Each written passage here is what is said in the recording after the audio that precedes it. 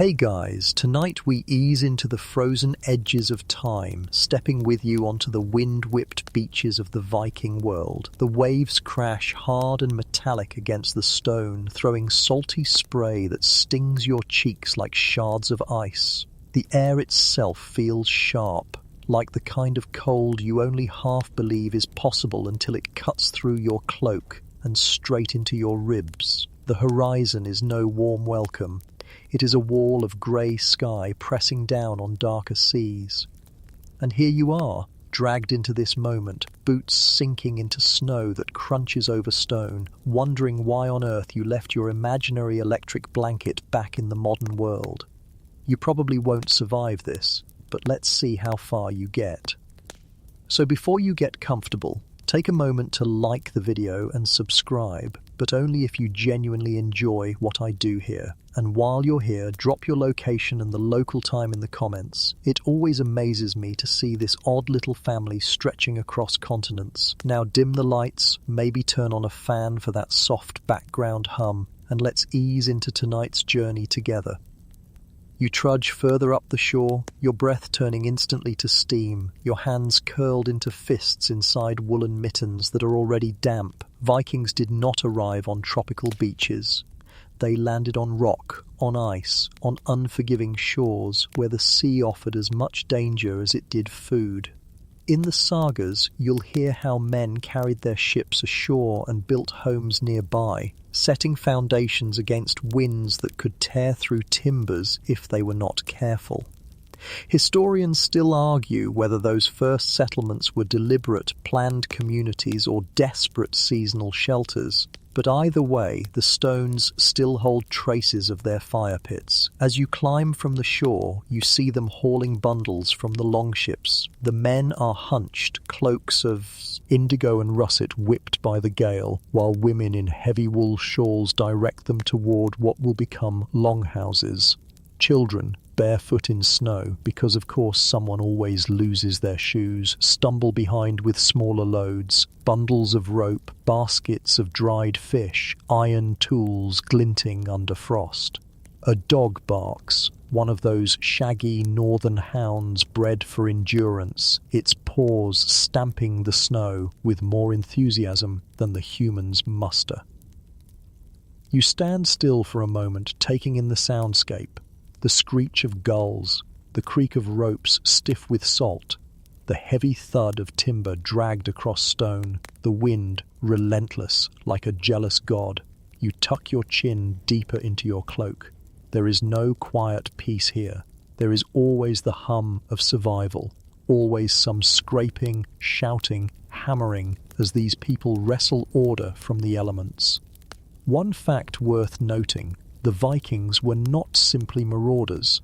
Archaeological digs in Iceland and Greenland show careful systems of winter preparation, food stored in pits lined with stone, fish racks set on windy ridges to dry in the sun, even crude insulation packed between the logs of their homes. They thought ahead, even as they played at chaos on foreign shores. And yet, a quirky little tidbit tells us that sometimes, for insulation, they smeared walls with dung mixed with straw, because when survival calls, glamour dies fast. Remember that the next time you complain about central heating bills, the cold settles into your body as you walk further inland. You imagine what it must be to know that this isn't just a bad day at the beach. It is the beginning of months of darkness, of nights that stretch longer than any warmth can counter.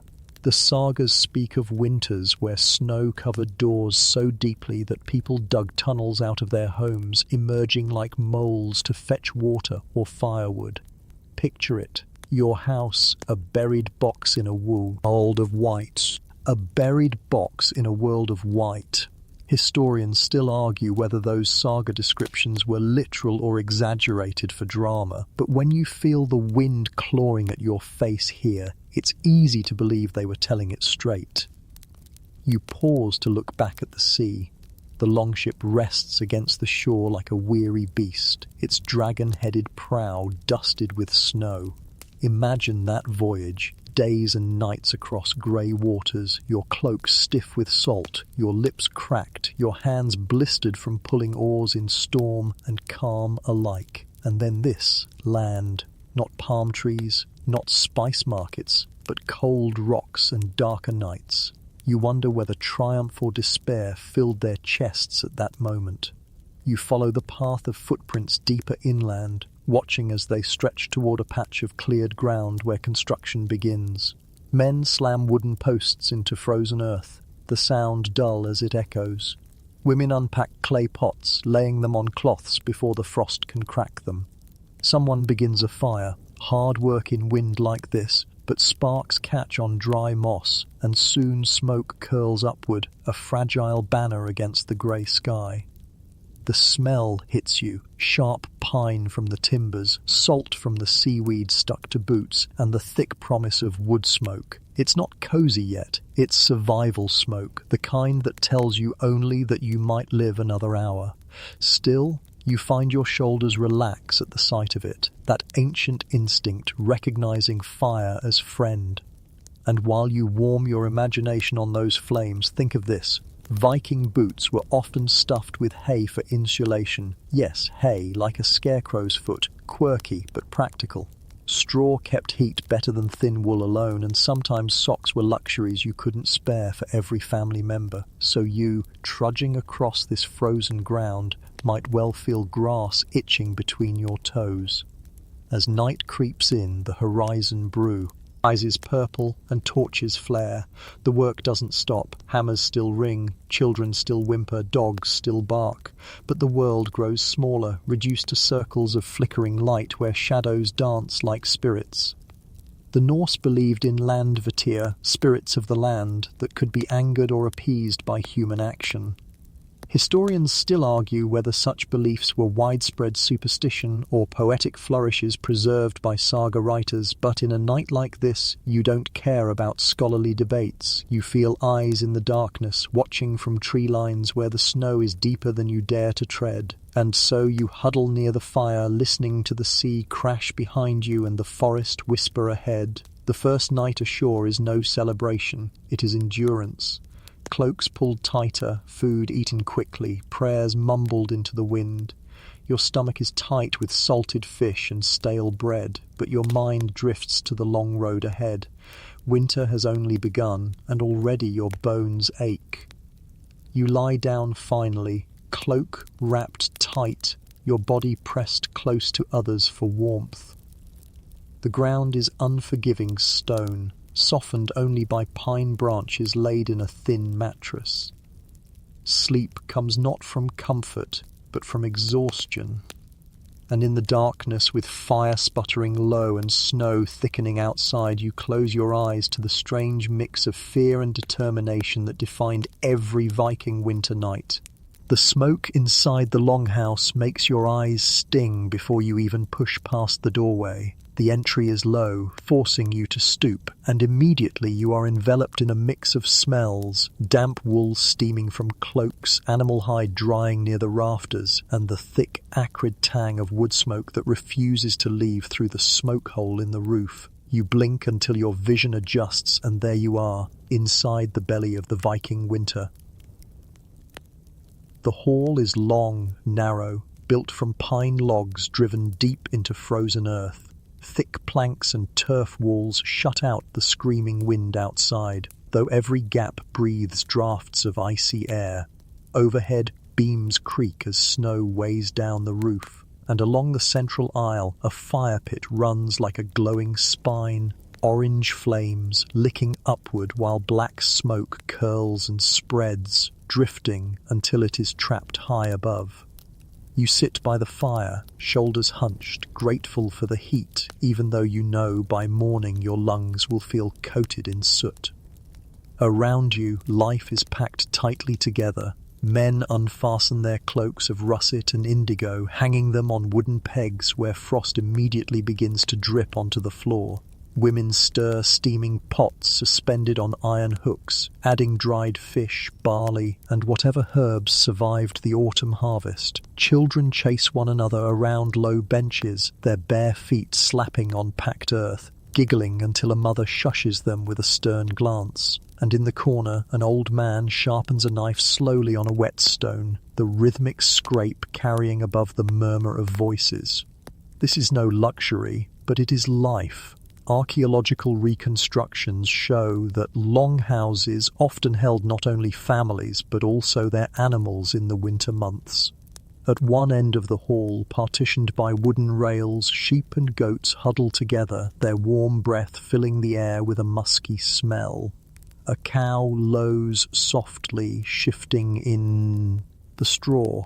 You smile faintly. Their body heat, unpleasant though it smells, means the difference between life and death. Historians still argue whether larger households always shared space with livestock, but here, tonight, it feels inevitable. You take a bowl of stew from a woman in a teal shawl. The broth is thin, but the warmth alone is heavenly.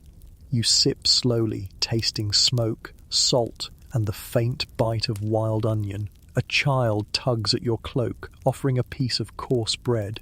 You break it, chew, and nearly crack a tooth. It's dense, sour, baked from rye that refuses to rise in winter's chill. Still, hunger makes even this feel precious. You settle against the wall, eyes wandering. Wooden shelves are lined with clay pots sealed with wax. Baskets woven from willow branches hold dried herbs, wool and tools. Near the fire, an iron cauldron bubbles steadily, lid rattling as the stew thickens. A dog curls by the door, ears twitching, nose buried under its tail, and painted shields, once bright with red and gold, lean dull against the planks, their glory hidden beneath soot and shadows. As you rest, a story drifts into your ears. A young man is reciting from memory, voice rising and falling in rhythm, telling of Thor's hammer lost and stolen, of giants demanding Freya's hand as ransom. The children laugh when Thor is forced to dress as a bride to win it back, and even the stern old man sharpening his blade chuckles quietly. These sagas are not entertainment alone. They are heat for the mind, fuel for the spirit. Without them, nights stretch too long, silence too heavy. And yet not all talk is playful. In one corner, two men argue about supplies. One insists the fish racks were not full enough before the snow. Another swears there is more grain hidden beneath the floorboards. Voices rise, fists clench. A woman intervenes, pressing a baby against her hip while speaking firmly in hushed tones. Survival is not only a battle against the cold, it is a battle against despair and suspicion. Historians still argue whether Viking winters were times of unity or division, whether these halls fostered deep bonds or constant tension. Tonight you feel both currents swirling around you like smoke. The fire crackles, but every time the door creaks open, a gasp of wind sweeps through, carrying with it snowflakes that sparkle briefly in firelight before melting. Someone curses and slams it shut, securing the latch with a bone pin. You pull your cloak tighter. You realize that warmth here is not comfort. It is negotiation, a truce between flame and frost that must be carefully maintained. Add too little wood, and the night bites you. Add too much, and smoke suffocates you. Balance is survival. A quirky detail slips into your thoughts. Viking longhouses sometimes had raised platforms along the sides where families slept together, layered in wool blankets and furs. Beneath those platforms, storage compartments hid tools, dried meats, and even beer casks. Imagine lying there, pressed shoulder to shoulder with family, the smell of sweat and smoke thick in the air, listening to snow hiss against the roof. Privacy didn't exist, warmth did.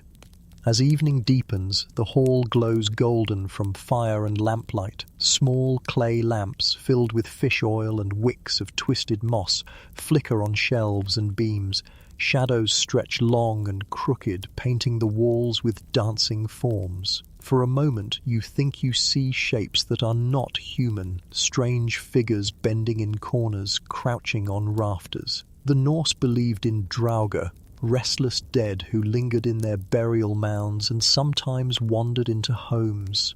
Historians still argue whether these tales were warnings, metaphors, or memories of real fears. But in the thick of this smoky hall with shadows twisting like serpents, you are certain something unseen watches you. You cough, lungs heavy with soot, and step outside for air. The night slaps you immediately, so cold your teeth ache. Above, the sky is Ali, V with aurora, green ribbons weaving across the black expanse. Snow crunches underfoot, glittering faintly. You pull your cloak tighter and glance back at the hall. Smoke rises lazily from the roof hole, glowing faintly red from firelight within. Your mind drifts to the contrast, inside choking smoke and human closeness, outside endless cold and silence. No perfect choice exists. You step back inside, settling again near the fire, knowing this smoky longhouse is not just shelter, it is survival's only strategy. And as you close your eyes against the stinging haze, you hear lullabies in the corner, mothers humming low tunes to children curled in their arms. The sound blends with the crackle of flames, the mutter of prayers, the shuffle of animals, until it becomes something like peace. Not comfort, but peace. And in the Viking winter, peace was enough. The stew from last night has cooled into a thick paste in the bottom of clay pots, and already the fire pit is stirred back into life with new wood. Smoke crawls again toward the beams, carrying the scent of pine resin and a faint edge of burnt fat. You stretch awake on the raised platform, your body stiff from sleeping shoulder to shoulder with half a dozen others. The air tastes of sweat and smoke, and your throat feels parched. Survival here begins with the same thought every morning. Will the food last? You shuffle toward the storage area, a space dug slightly below floor level where wicker baskets and clay jars sit in the cold earth. A woman in a russet gown kneels there already, lifting lids and sniffing their contents. She pulls out dried fish, stiff and curled like twisted boards, and lays them in a wooden bowl. From another jar, she spoons out lumps of butter, hardened into waxy slabs. She sighs, shakes her head, and mutters about how thin the supplies have grown already, and it is only the first stretch of winter. Historians still argue whether Viking families truly measured rations daily or simply trusted luck and appetite, but here in this dim light the ritual feels precise, like arithmetic with life as the answer. You chew your portion, fish tough as leather, bread sharp with sourness, and a mug of thin ale that tastes more of water than grain. It is not pleasure, but it fills the hollow, and that hollow is all that matters. Still, you can't help but smirk. The joke in your head runs: Michelin stars, 0, survival stars, 5. After eating, you watch as women inspect the grain sacks. Barley, oats, and rye, all dwindling. Children peer in hopefully, and one sneaks a handful before being caught. The mother scolds, cuffing the boy lightly, but there is no malice in it. Hunger sharpens tempers, yet bonds are stronger still. You think about how these ends must stretch not only for weeks, but for months. When snow blocks trade routes and the sea freezes, no outside supplies arrive. What you saved is what you live on. A quirky tidbit lingers in the back of your mind. Some Viking households stored their dried fish in the rafters, where smoke both flavoured and preserved it. Imagine sleeping below, listening to dried cod sway gently like spooky decorations, just waiting to drop into the stew pot. By midday, the hall smells of boiled porridge, a mixture of oats cooked in goat's milk, topped with a pinch of honey if fortune smiles. Today, fortune does not. You scrape your bowl clean with fingers, licking the last sticky traces. The fire warms your belly more than the food, but you lean back with a faint satisfaction anyway. Conversations rise around the longhouse. One man complains that hunting parties have returned with little game, claiming the deer have moved further into the forests. Another suggests that stores of ale be stretched by watering it down even more. A third insists that the dried meats should be reserved for the sick, not the healthy. Each voice carries tension, yet laughter cracks through occasionally. Dark humor, the kind that makes misery manageable. One man tells a joke about gnawing on his boots, and you laugh because, in truth, boiled leather was sometimes eaten in desperation. Historians still argue whether those stories are saga exaggerations or grim reality, but your imagination doesn't need convincing. The thought alone makes you chew your bread slower, more grateful. The door creaks, letting in a shock of wind, and a hunting party trudges inside. Cloaks dusted white, faces raw with cold, they carry a single prize, a hare, limp and frozen stiff. The hall erupts into a chorus of cheers and groans. It is food, yes, but too little for too many. The hare is skinned by the fire, its pelt set aside for mittens, its meat dropped into a cauldron.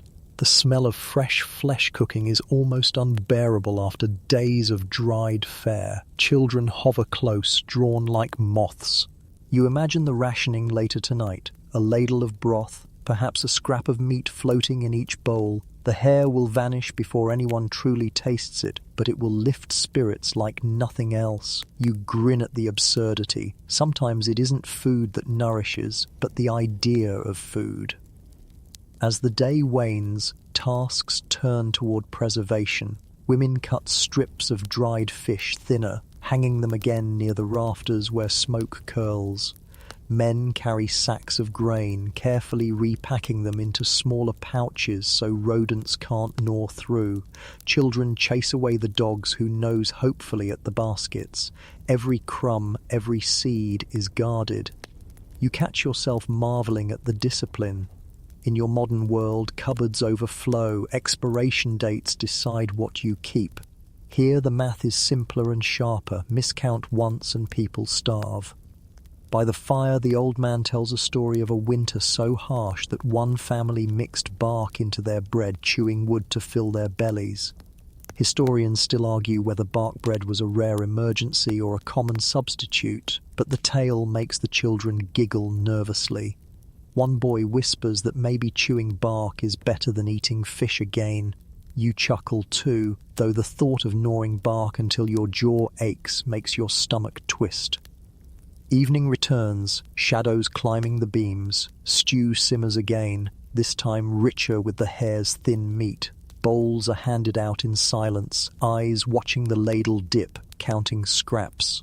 When your turn comes, the broth scalds your tongue, but you don't care. It tastes alive, vibrant, better than anything in days.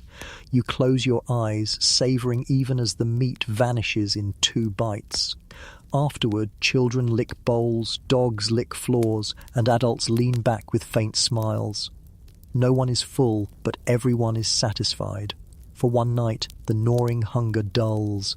You notice how quickly moods shift here. Food equals joy. Lack equals despair. It is that simple. The fire burns low and talk drifts toward plans. Will the hunters go out again tomorrow? Will nets be cast beneath the ice for fish? Will someone risk the forest for berries buried under snow? Plans are made, voices hopeful, though you know each carries danger, yet hope is as necessary as bread. As you settle again onto the platform, the smell of smoke and dried fish above, you realize something strange. You are not thinking about hunger anymore. You are thinking about tomorrow's story, tomorrow's laughter, tomorrow's possibility. The rations are never enough, but somehow the spirit stretches further. And in this hall, where every mouth depends on careful counting, you understand that survival is not just about food. It is about sharing what little there is, believing it will be enough. Your eyes close as you listen to the crackle of fire and the steady breathing of those beside you. The hunger waits for you in the morning, but tonight, for once, you drift into sleep with the faint warmth of satisfaction. The morning greets you with a chorus that is not human at all. Low moos rumble from the shadows, punctuated by bleats and snorts. The smell hits before your eyes adjust. Damp straw, sour dung, and the musky warmth of animals crammed too close together. You shift on the platform and realize that sometime in the night the farmers led more creatures inside. Sheep crowd the corner, goats stamp impatiently, and a pair of cows chew steadily, steam rising from their nostrils like miniature chimneys. This longhouse isn't only for people. It's a barn, a shelter, a shared furnace of living bodies pressed together to survive the unrelenting cold. You pull yourself upright, rubbing the grit of smoke and sleep from your eyes. At first you think you should complain. Who wants to live beside creatures that trample their own bedding and bleat in your ear? But then the warmth creeps into your bones.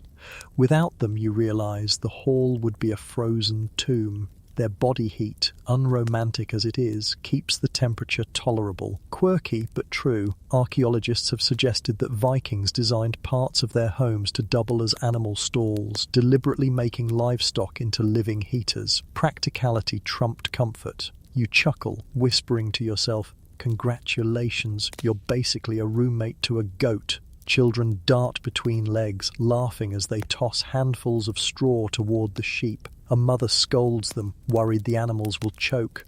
In one corner, a boy fills wooden buckets with water from a half-frozen barrel, lugging them toward the cow troughs. The animals drink noisily, slurping like drunken guests at a feast. You crouch beside them, dipping your hand into the bucket. The water stings, sharp with cold, but it is better than the dry burn in your throat. You take a gulp, wincing at the taste of iron, then step back before the goat can nudge you. A dog weaves through the chaos, barking at sheep that ignore him. He's no small lap pet. He's broad, fur thick, ears alert. His job is not just company but defense, trained to guard livestock against wolves and thieves. He settles eventually near the fire, curling into a patch of straw, eyes watching even as he drifts towards sleep.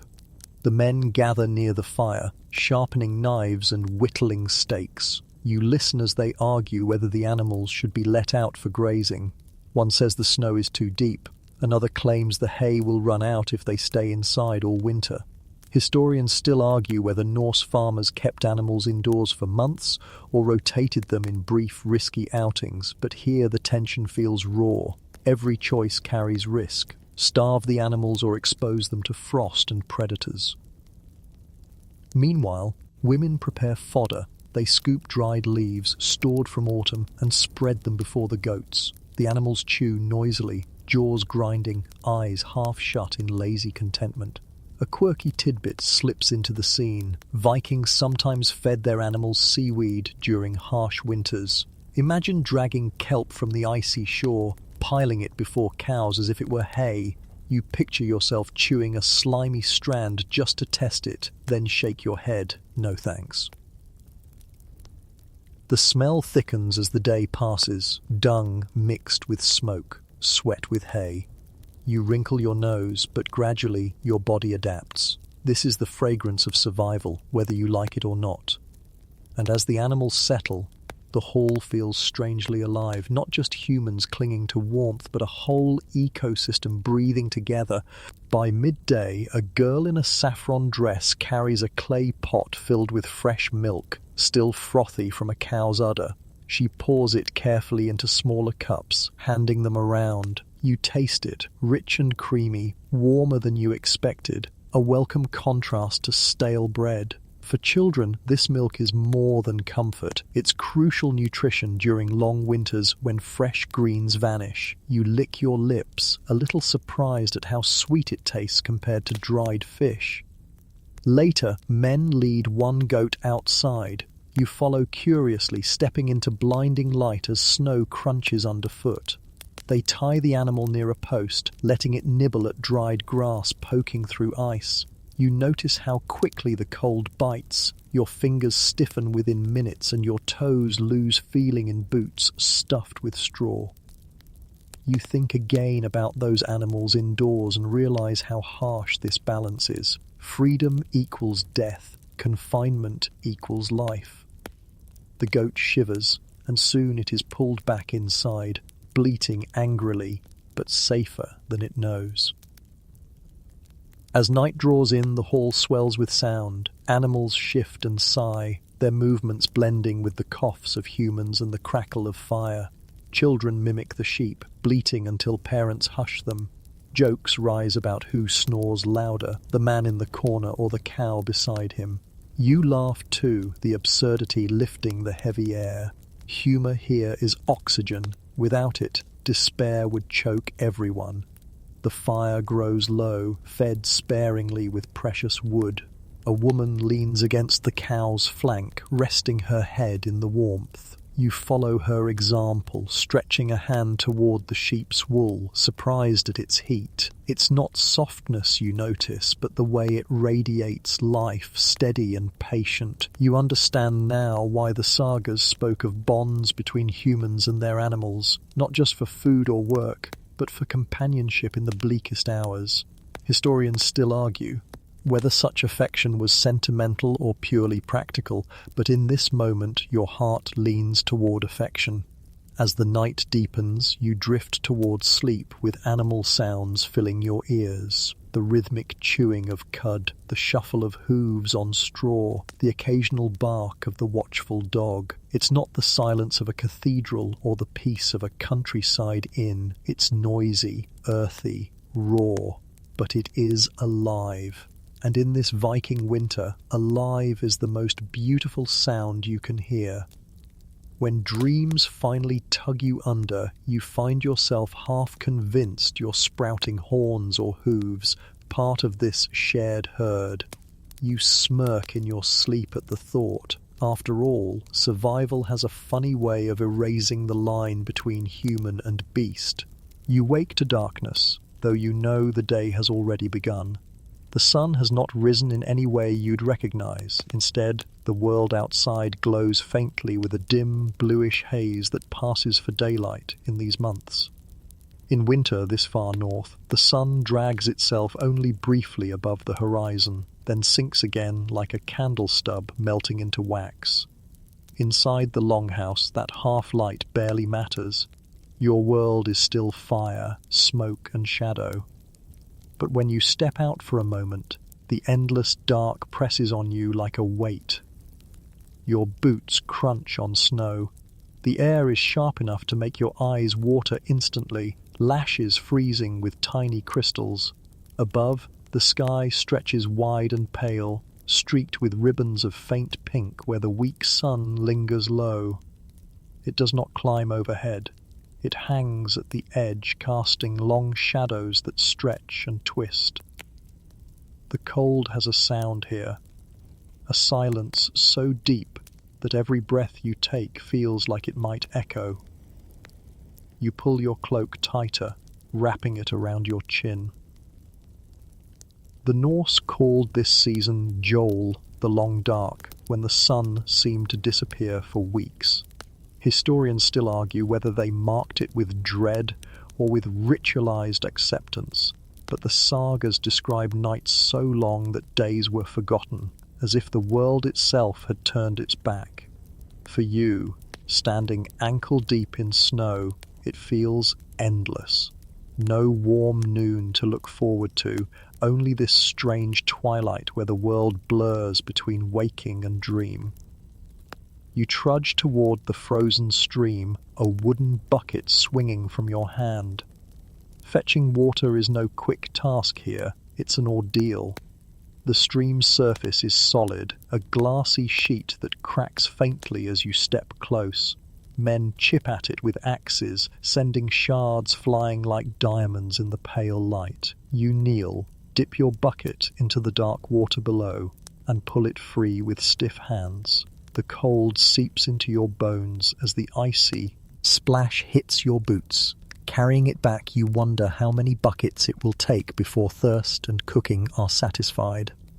The darkness presses heavier with each passing hour. Inside the hall, lamps burn all day, fueled by fish oil that sputters and smokes. Shadows jump on the walls, creating shapes that tease the imagination. Beware the Huldufolk, the hidden ones who resent humans stepping on their sacred mounds. Beware even the trees, for spirits may slip from bark and watch you when the sun disappears. You sit close to the fire, half laughing at the superstition, but your shoulders tense when the rafters creak. Historians still argue whether these tales were born purely of imagination or if they carried kernels of memory, perhaps real dangers dressed in myth. Yet here, where darkness lasts longer than day, you can't help but believe that something beyond sight prowls just outside. Children play beside the fire, stacking small bones like toys. They giggle, pretending the bones can walk on their own. Their game is innocent, but it makes you think of how often death lingers here, never far away. Still, even in gloom, they laugh. It's their way of mocking the darkness, making it smaller. One boy runs to the doorway, opens it a crack, and squeals dramatically at the cold gust before slamming it shut. The hall erupts with chuckles, 3 jokes in as many minutes, because humour is another fire they feed. A woman in a saffron shawl hums softly as she spins wool by the hearth. The spindle whirs, thread twisting smoothly between her fingers. She sings of the sun's return, her voice steady despite the endless dark. The words, though simple, remind everyone that light will come again. This is what you realize in this dimness. Stories and songs are more than entertainment. They are survival tools. Without them, the long night becomes unbearable. Quirky fact: some sagas mention that families carved runes on sticks during these dark months, asking for protection from spirits or favor from gods. Imagine clutching a little rune-inscribed twig like a lucky charm while snow buries the world outside. You step out again later, though your body protests. The faint daylight is gone, replaced by blackness, pierced only by stars. But then you see it, Aurora Borealis. Green ribbons shimmer across the sky, dancing in silence. They twist, fade, return, brighter and stranger than anything else in this frozen world. The Norse believed these lights were reflections from the shields of the Valkyries riding across the sky to choose the slain. You tilt your head back, entranced, as the sky itself seems alive. Historians still argue whether the sagas reference auroras directly or only metaphorically, but tonight, seeing them with your own eyes, you believe the warriors really did ride above. Back inside, you cough at the heavy smoke. The fire crackles, but it cannot clear the air. Eyes water, lungs ache, and yet the smoke serves another purpose. It dries meat and hides, preserves food by coating it in layers of soot. You think again of the dried fish swaying above like grim wind chimes, absorbing the dark. You chuckle. Smoked salmon, Viking edition, less fine dining, more fine surviving. The night stretches, people lie down early, exhaustion tugging at them even though the day never truly felt like a day. You lie shoulder to shoulder with others, wrapped in wool and fur, listening to the symphony of the longhouse, a cow's rumble, the sigh of a child, the whisper of flames, and beyond the wall, a wolf's distant howl. You freeze at that sound. The dog growls softly, ears pricked. For a moment, everyone holds their breath. Wolves are not spirits, they are real and hungry and desperate in winter. You imagine them padding through snow, eyes glowing faintly, circling the settlement. And though walls separate you, you can almost feel their breath against your skin. You close your eyes, reminding yourself that you are inside, surrounded, protected. Still, you whisper a silent prayer to Thor, or maybe just to the universe, that the wolves find deer instead. In that moment, you understand something deeper about the endless dark. It is not just the absence of light, it is a stage where every fear, every whisper, every story grows larger. By day, you might laugh at trolls or draugr. By night, with shadows stretching long and the world outside unknowable, you believe. The long night doesn't just test your body, it tests your imagination. And yet somehow you smile before sleep takes you. Because tomorrow, even if the sun barely rises, you'll have another story, another bowl of stew, another chance to laugh at wolves and spirits alike. That you realize is how the Vikings endured. They lived inside the darkness but refused to let it own them. You curl into your cloak, listening to the fire sputter, and drift away as the aurora still glows faintly through the roof's smoke hole, a reminder that even in the longest night, light dances above. The morning greets you with eerie stillness, broken only by the groaning creak of ice outside. You step into the brittle dawn, boots crunching against a layer of frost so hard it feels like glass beneath your feet. The fjord lies stretched before you, once liquid, once roaring with waves and gulls, now a frozen mirror reflecting a pale sky.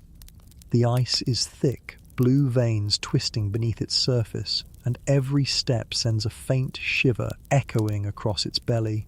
You pause, listening, half convinced the ice itself speaks, warning you not to linger. The men are already at work, hauling sleds piled with goods, coils of rope, iron tools, sacks of grain, all bound together and dragged over the ice because the water that once bore longships now refuses them passage. A boy, hardly more than 12, strains under the pull, his cheeks flushed red, breath streaming like smoke. Beside him, an older man steadies the sled, boots sliding on the slick surface. You watch as the rope cuts into his leather gloves, his knuckles stiff with frost. There's no glamour here, no grand saga, just grunt work against the cold. Historians still argue whether fjords were reliable highways in winter or dangerous traps waiting to swallow careless feet. Some accounts claim people crossed daily without fear. Others warn of sudden thaws, hidden currents that weakened the ice beneath. As you watch a sled groan forward, the ice popping faintly, you know both must be true. Sometimes safety, sometimes death. It depended on luck, timing, and maybe a little divine favor. A quirky tidbit drifts into your thoughts. Archaeologists have uncovered bone skates in Viking settlements, blades carved from animal shin bones and tied with leather straps. Imagine gliding across this frozen fjord, not as a sport, but as a shortcut, a way to trade, to visit neighbors, to carry messages faster than trudging. You squint, and yes, there in the distance, a youth does exactly that, balancing precariously as he skims forward, cloak flaring behind him like wings. He stumbles, recovers, then grins wildly, his laughter ringing across the ice like a bell. For a moment the fjord isn't a trap, it's freedom. You're called to help drag. Gripping the sled's rope, you lean forward, shoulders burning.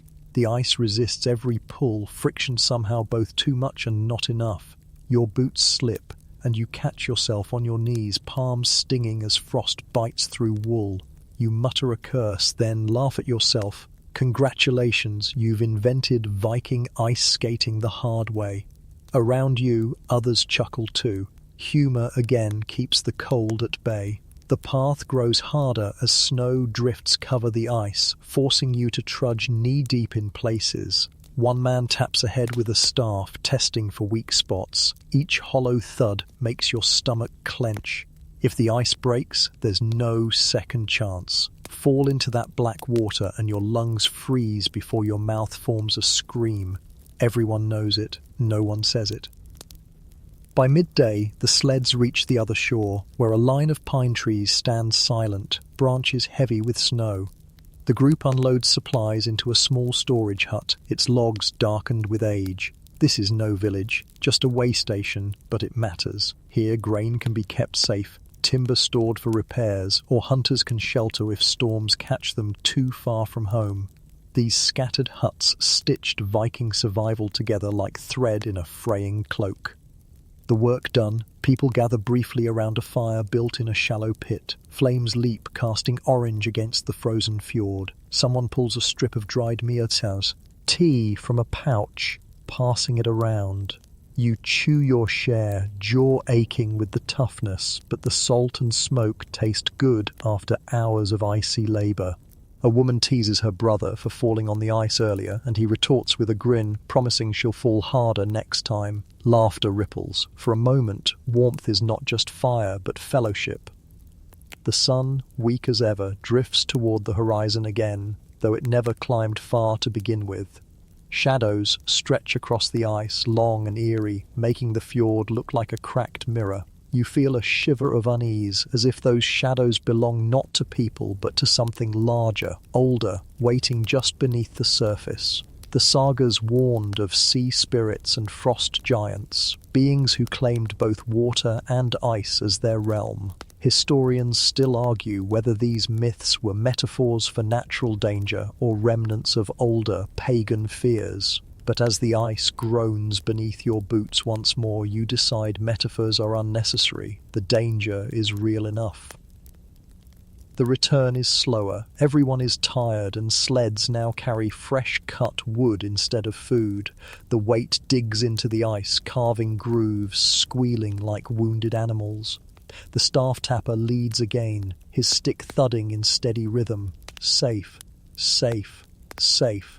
Then a hollow crack that makes everyone freeze. You hold your breath. The ice creaks, but holds. With a silent nod, the group detours around, giving the treacherous patch wide berth. The memory will linger. Next time, that path is forbidden. Back inside the longhouse, smoke feels almost welcoming compared to the open fjord.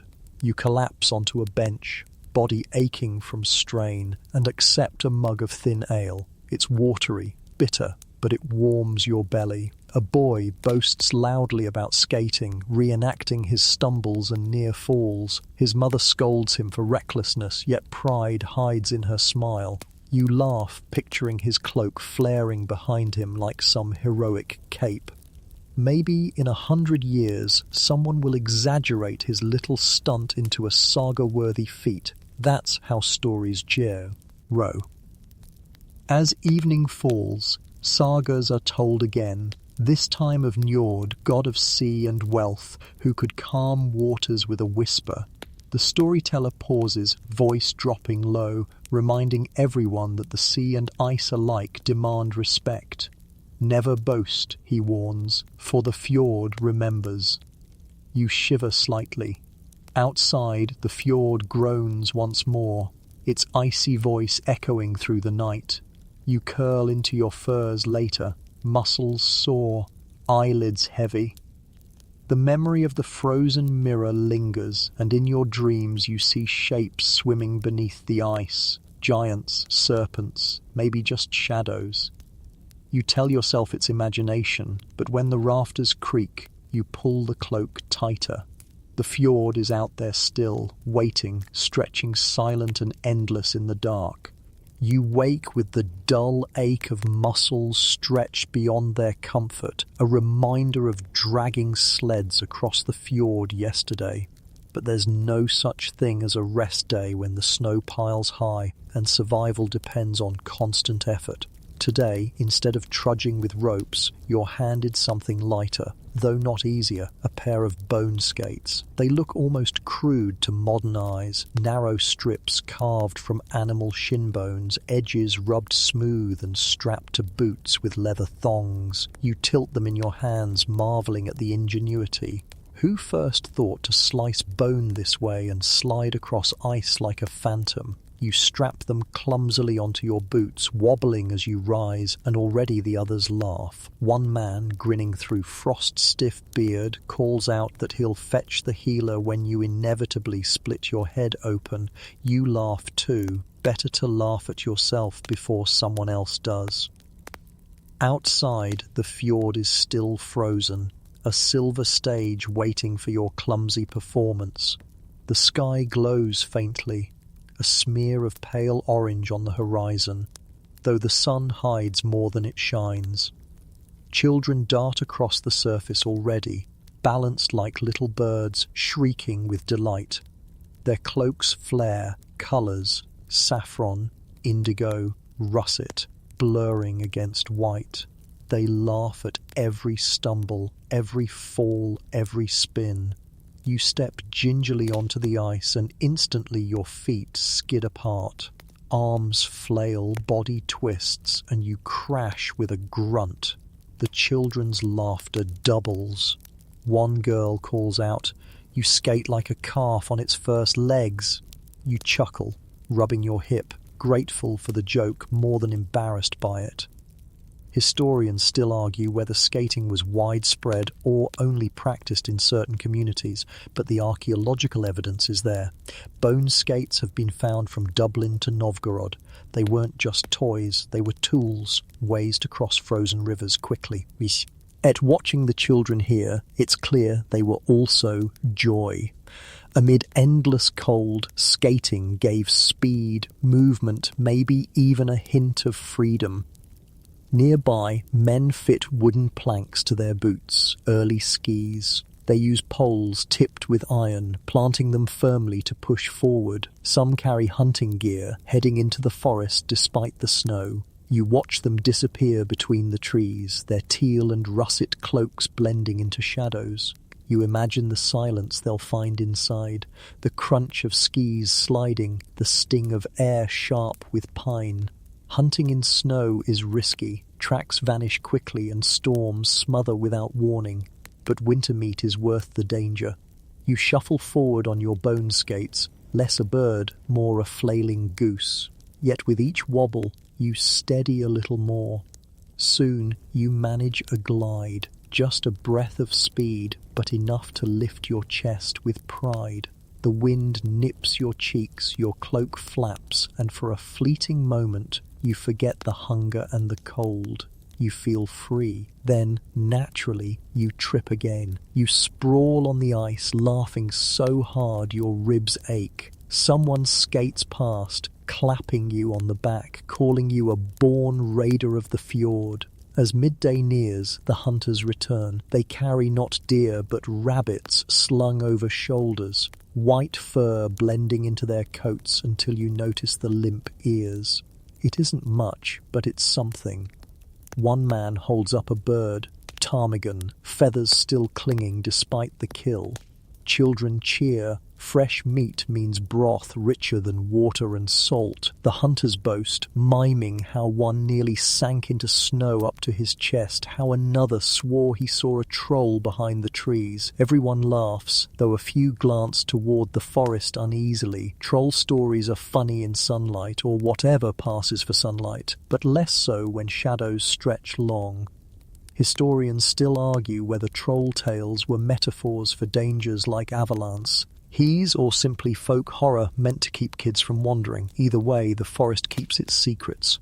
In the afternoon, women venture out with baskets strapped to their backs. They dig through snow, searching for buried herbs or dried berries left from autumn. Their hands are red, raw from scraping, but they return triumphant with small treasures, lingonberries, frozen but edible, roots stiff but nourishing. They laugh as they shake snow from baskets, proud as if they carried gold. In truth, they do. Food is wealth here, every crumb a jewel. Later, the community gathers inside, fire crackling high to dry damp cloaks. The rabbits are skinned, meat dropped into cauldrons, pelts stretched near the hearth. Children chase one another, still giddy from skating, while elders shake their heads, muttering that snow makes fools of young legs. You grin, knowing they're secretly glad for the laughter. Over stew, a saga is told of a great winter raid, warriors sailing south while their fjords lay frozen, bringing back not just plunder, but grain, fruit, even wine. The storyteller waves his hands dramatically, describing the taste of grapes as though they were jewels in the mouth. Children's eyes widen. Some have never seen a grape. You smirk at the thought, something you snack on casually, here transformed into legend. Historians still argue whether these tales exaggerate Viking trade or recount genuine voyages, but in this smoky hall they serve their true purpose: hope. The quirky detail of the day comes as one woman stitches rabbit fur into mittens, muttering that the gods must have cursed her with a family of frost-bitten fools who lose gloves faster than she can make them. You can't help but laugh, especially when her husband sheepishly produces one mitten from under his cloak, grinning as though he discovered treasure. Night falls, though it feels as though it never truly rose. The hall hums with contentment. Bellies are not full, but warmer than usual. Children nod off par. Eid laughter, their cheeks still red from the ice. You lean back, cloaked in smoke and fur, listening to the shuffle of bodies, the whisper of flame. You think again of the fjord, of sliding across its glassy skin, of hunters fading into trees, of rabbits brought back like prizes. The day was hard, yes, but it was also playful, filled with laughter and small victories. As you drift toward sleep, you realize this. Survival isn't just work, it's also games, slips, and laughter on frozen fjords. The Vikings endured by skating, skiing, stumbling, and still finding joy in the dark. And though your muscles ache and your ribs hurt from laughter, you smile, knowing that tomorrow will bring its own strange rhythm of danger and delight. The air inside the longhouse is thick with smoke again, but this morning it also carries the echo of laughter spilling from one end to the other. After days of hauling sleds, fetching water, and stumbling across ice, people finally decide that survival requires something other than just food and fire. It requires play. You're nudged toward the door with a teasing grin from a boy half your size, and before you know it, you're outside, blinking at the flat white world that seems to stretch forever. The snow is crisp underfoot, crunching like brittle bread crust. A group of young men already waits, a ring drawn in the snow with a stick. They toss stones, rounded, smooth river rocks, trying to land closest to the center of the circle. It looks like a primitive version of curling, though no one here is polishing brooms or sliding gracefully. Instead, there are jeers, shoves, and plenty of sarcastic comments. One man deliberately hurls his stone so wide that it thunks against a snowbank, then declares loudly, "The gods stole my aim." The crowd bursts into laughter, and someone retorts, "The gods were merciful enough not to hit you with lightning for that throw." You chuckle along, realizing quickly that here, wit is valued as much as skill.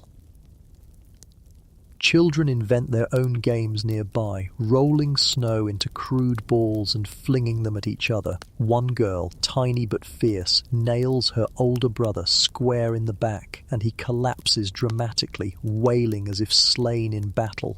She leaps onto him, victorious, planting a branch in the snow beside his head like a banner. Even you laugh out loud at the sight, though your breath catches in the cold air, stinging your lungs.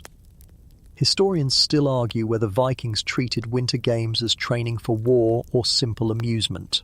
Some sagas describe competitions of strength and endurance, while others mention playful contests between narrated boars.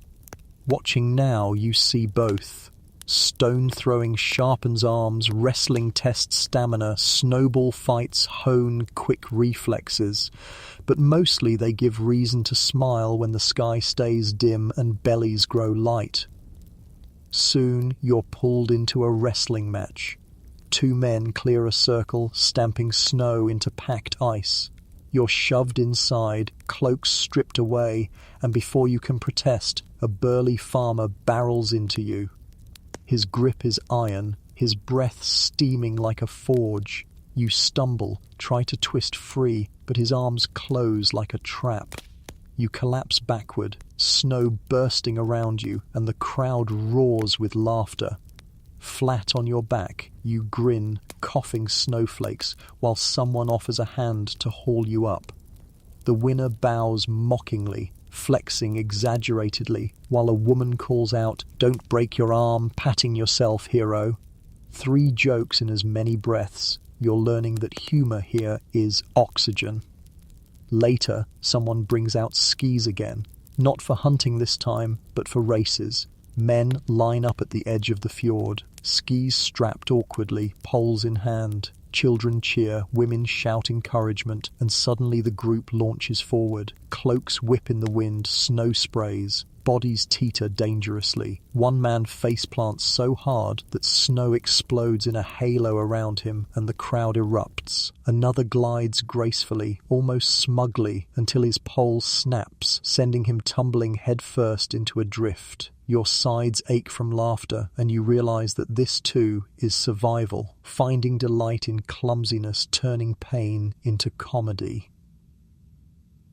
A quirky tidbit drifts into your thoughts. Medieval sources sometimes mention natlika, a boar game played with sticks like an ancestor of hockey. Some say it was brutal, even deadly. Others imagine it more like a lively sport. Here, in the snowy clearing, a rough version takes form. A leather-stuffed ball is tossed, sticks swing wildly, and chaos erupts. Players slip, crash, and flail while the ball bounces in random directions. You dive into the fray, swinging with more enthusiasm than accuracy, and end up whacking your own shin. The sting makes you hiss, but when a boy shouts, "Careful, the draugr will take you if you limp," you can't help but grin. Even fear is turned into a joke. The games stretch into late afternoon. The pale sun dips low, shadows stretching long, but no one wants to stop. Laughter echoes across the fjord, louder than wolves, brighter than auroras. For once, the cold feels less cruel. Even hunger dulls under the warmth of camaraderie. As evening falls, the community drifts back inside, faces flushed, eyes shining. The longhouse feels warmer, not because the fire burns hotter, but because spirits are lighter. Stew simmers again, thin but fragrant. While bowls are passed, talk buzzes of victories and defeats.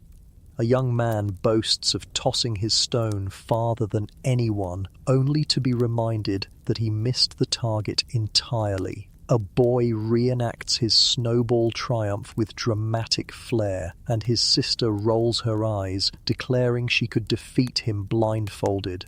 The room hums with joy, proof that games do what food alone cannot. After the meal, sagas are told, not of gods or raids, but of today's contests. Already the stories are exaggerated. The rabbit-sized snowball, the man who skied faster than Odin's horse, the stone that supposedly split the earth. You chuckle, realizing you're watching myth-making in real time. This is how legends begin, not with truth but with laughter stretched into memory. Historians still argue whether sagas preserved accurate history or playful exaggerations, but in this hall, accuracy doesn't matter. What matters is that people forget the darkness for a while.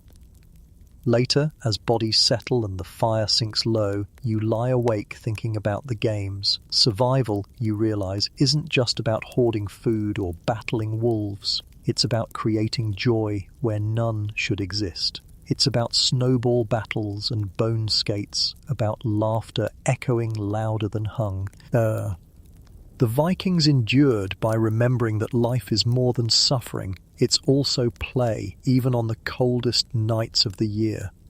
You close your eyes, smiling faintly, the sound of children's laughter still ringing in your ears as sleep drapes itself like a heavy cloak.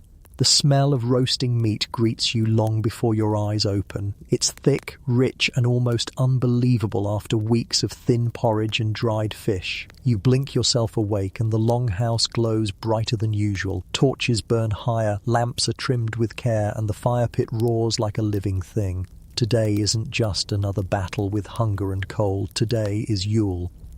Yule is more than a feast. It's a rebellion against the endless dark. You shuffle closer to the fire, cloak wrapped tight, and see the centerpiece. A boar, spit roasted, its skin crackling and glistening with fat. The smell alone feels like salvation. Children hover nearby, wide-eyed, as if afraid it might vanish like a dream. A man in a russet cloak sprinkles salt, humming a low tune, while women bustle with baskets of bread, cheese, and even a jar of honey saved for this day. The hall hums with anticipation.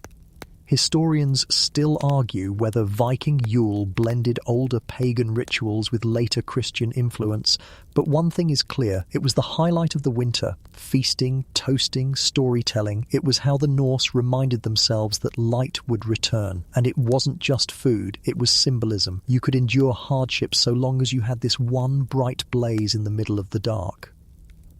You're handed a horn filled with ale, richer than the thin brew of daily meals. Foam froths at the rim and you sip greedily, the warmth sliding down your throat like fire. Around you, others raise their horns high, shouting toasts. One calls on Thor for strength, another toasts Odin for wisdom, and a woman raises hers to Freya for love and protection. Each toast is followed by deep gulps, then laughter. The ritual isn't quiet reverence, it's loud, raucous, and joyfully human. A quirky tidbit comes to mind. During Yule, it was common to swear oaths publicly, promising deeds for the coming year. Some vowed to settle feuds, others to raid distant lands, still others to wed. Imagine raising your horn and declaring to the entire hall that next summer you'll sail as far as Ireland. Failure wasn't just personal shame, it risked dishonor. You look around now and see the seeds of such vows forming in men's eyes, their courage boosted by firelight and ale. The boar is carried forward, skin split open to reveal steaming meat. Knives flash, carving thick slices, each portion laid onto wooden plates. The first bite nearly makes you groan aloud. The fat melts on your tongue, juices rich and savoury, a taste so decadent compared to stale bread and dried fish. Around you, the same sigh rises from dozens of throats, a chorus of relief and pleasure. Children gnaw at bones, grease slicking their cheeks, while dogs circle eagerly, waiting for scraps. Between courses, songs erupt. One man slaps the table in rhythm, voice booming with an old saga turned into a chant. Women clap along, children add their shrill voices, and soon the hall reverberates with music. The song tells of a hero who fought frost giants with nothing but a drinking horn, a story both absurd and inspiring. You laugh when the verse describes him belching thunder so loud it cracked the ice. Humour and myth blend seamlessly here. No one separates fact from fun. Later, a storyteller steps forward, raising his hand for silence. He holds a carved staff, its top etched with runes, and his voice lowers to a growl. He speaks of the wild hunt, a spectral procession led by Odin himself, galloping across the night sky during Yule.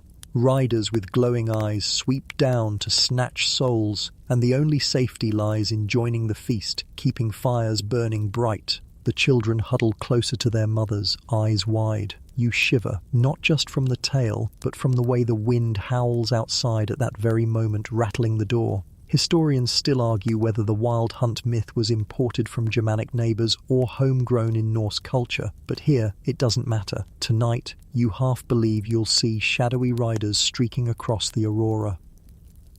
As the night deepens, drinking grows bolder. A man challenges another to a contest who can drain their horn fastest. The crowd cheers and you find yourself shouting too as ale dribbles down their beards.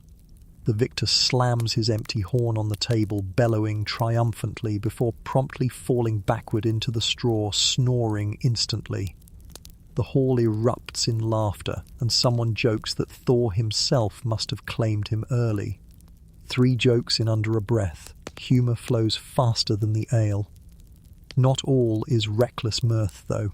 Toward the end of the feast, an elder rises. His voice is gravelly, but the room quiets instantly.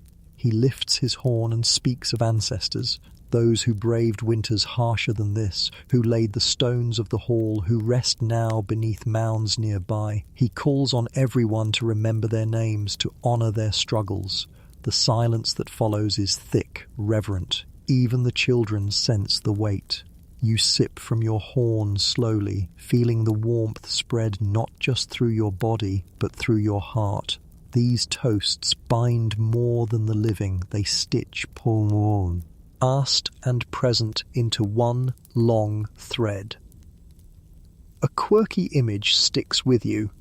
In some accounts, Viking families brought evergreen branches into their halls during Yule, symbols of life that endured the cold. You glance around now and see pine boughs hung above the fire pit, their needles fragrant, a splash of green against smoke-dark beams. A medieval holiday decoration, you think, though no one here would call it that. It's more than pretty. It's defiance, life, even in the longest night. As the feast wanes, people sprawl on benches and straw, bellies full, heads heavy with ale.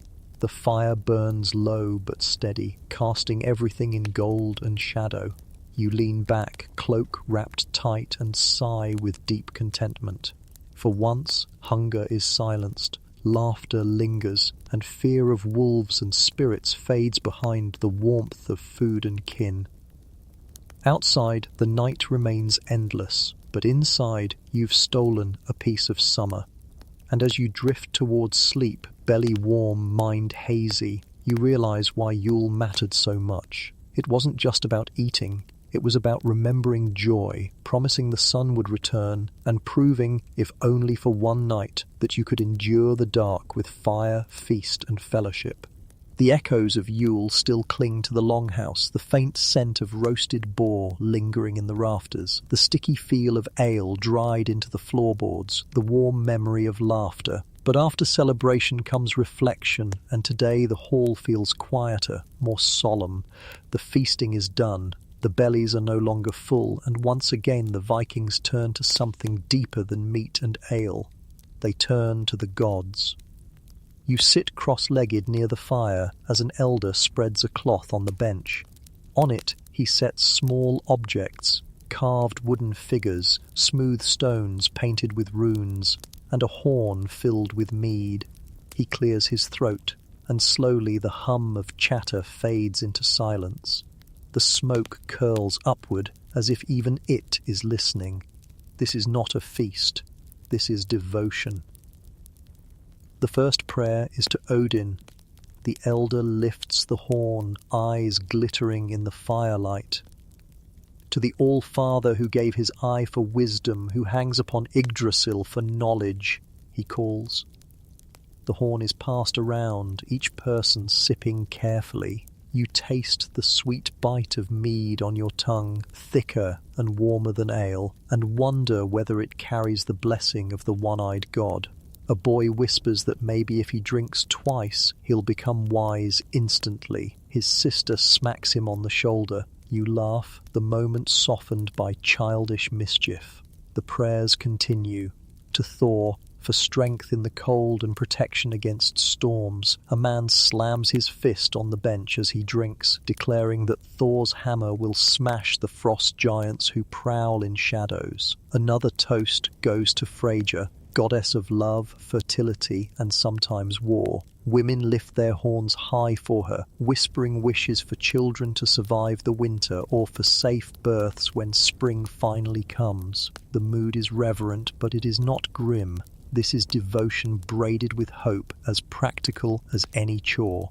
Historians still argue whether Viking religion was truly uniform or a patchwork of local practices, but in this smoky hall you feel the blend of both. These are not distant, abstract deities. They are family protectors, invoked like trusted elders, who just happen to wield thunderbolts or weave fate.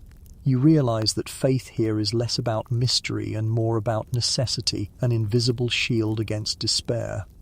A quirky tidbit drifts into your mind. Some sagas mention that Vikings carved little Thor's hammers and wore them as pendants, not just as symbols of strength but as charms against evil. You glance around and see it. Indeed, one man's cloak pin is shaped like a hammer, iron glinting in the fire. He touches it absent-mindedly while the elder prays, as if to make sure Thor himself is listening.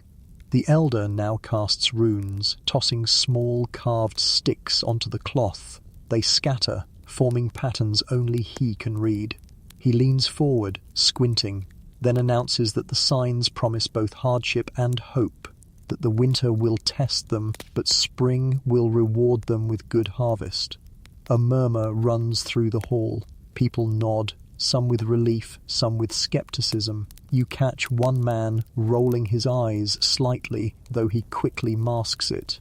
Historians still argue whether rune casting was seen as divine truth or a tool of wise manipulation, but you can tell that, real or not, it matters. Belief itself has weight. Outside, the wind howls, rattling the door. The elder seizes the sound, declaring it proof that Odin rides with the wild hunt, sweeping across the sky. Children press close to their mothers, eyes wide. You tilt your head, half expecting to hear hooves or horns beyond the gale. The sagas describe that hunt vividly, riders with glowing eyes and wolves snapping at their heels. You smile nervously, muttering to yourself that maybe modern streetlights have spoiled you. You'd prefer those to phantom cavalry. Later, the prayers turn to ancestors. Names are spoken aloud, grandparents and warriors long gone. The fire crackles with each name, as if the flames themselves remember. You close your eyes and imagine these people seated among the living, silent but proud, watching their descendants carry on. The connection is palpable, heavy, almost comforting. This is not history, it is continuity. Then comes the jest, as always. A young man raises his horn and shouts, "And may Loki himself keep us entertained until spring." The hall erupts in laughter, though a few older faces scowl at invoking the trickster. The man grins anyway, bowing dramatically as if Loki approved his cheek. You laugh along, grateful for the irreverence. Even gods can be teased here, if only to remind everyone that laughter and reverence need not cancel each other out.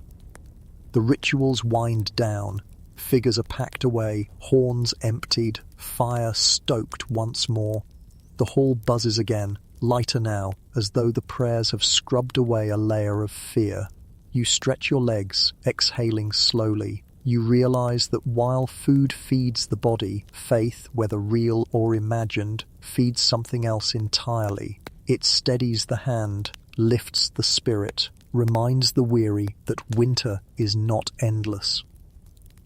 Before sleep, you glance once more at the hammer pendant glinting in the firelight.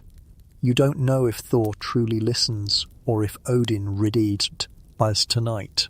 Historians may argue forever, but here in this smoky hall you understand something simple. Belief itself is warmth, and warmth is survival. You wrap yourself tighter in your cloak, letting the whispered prayers blend with the crackle of fire and drift toward dreams that carry both gods and men. The fire is little more than embers when you stir awake, the air cold enough that your breath plumes white even inside the hall. Someone is already moving about, cloaked figures stoking the flames, muttering curses at damp wood that refuses to catch. You pull yourself upright, muscles aching from the hard bedding, and prepare for what everyone knows is inevitable, the grind of daily chores. You join the line of people heading outside.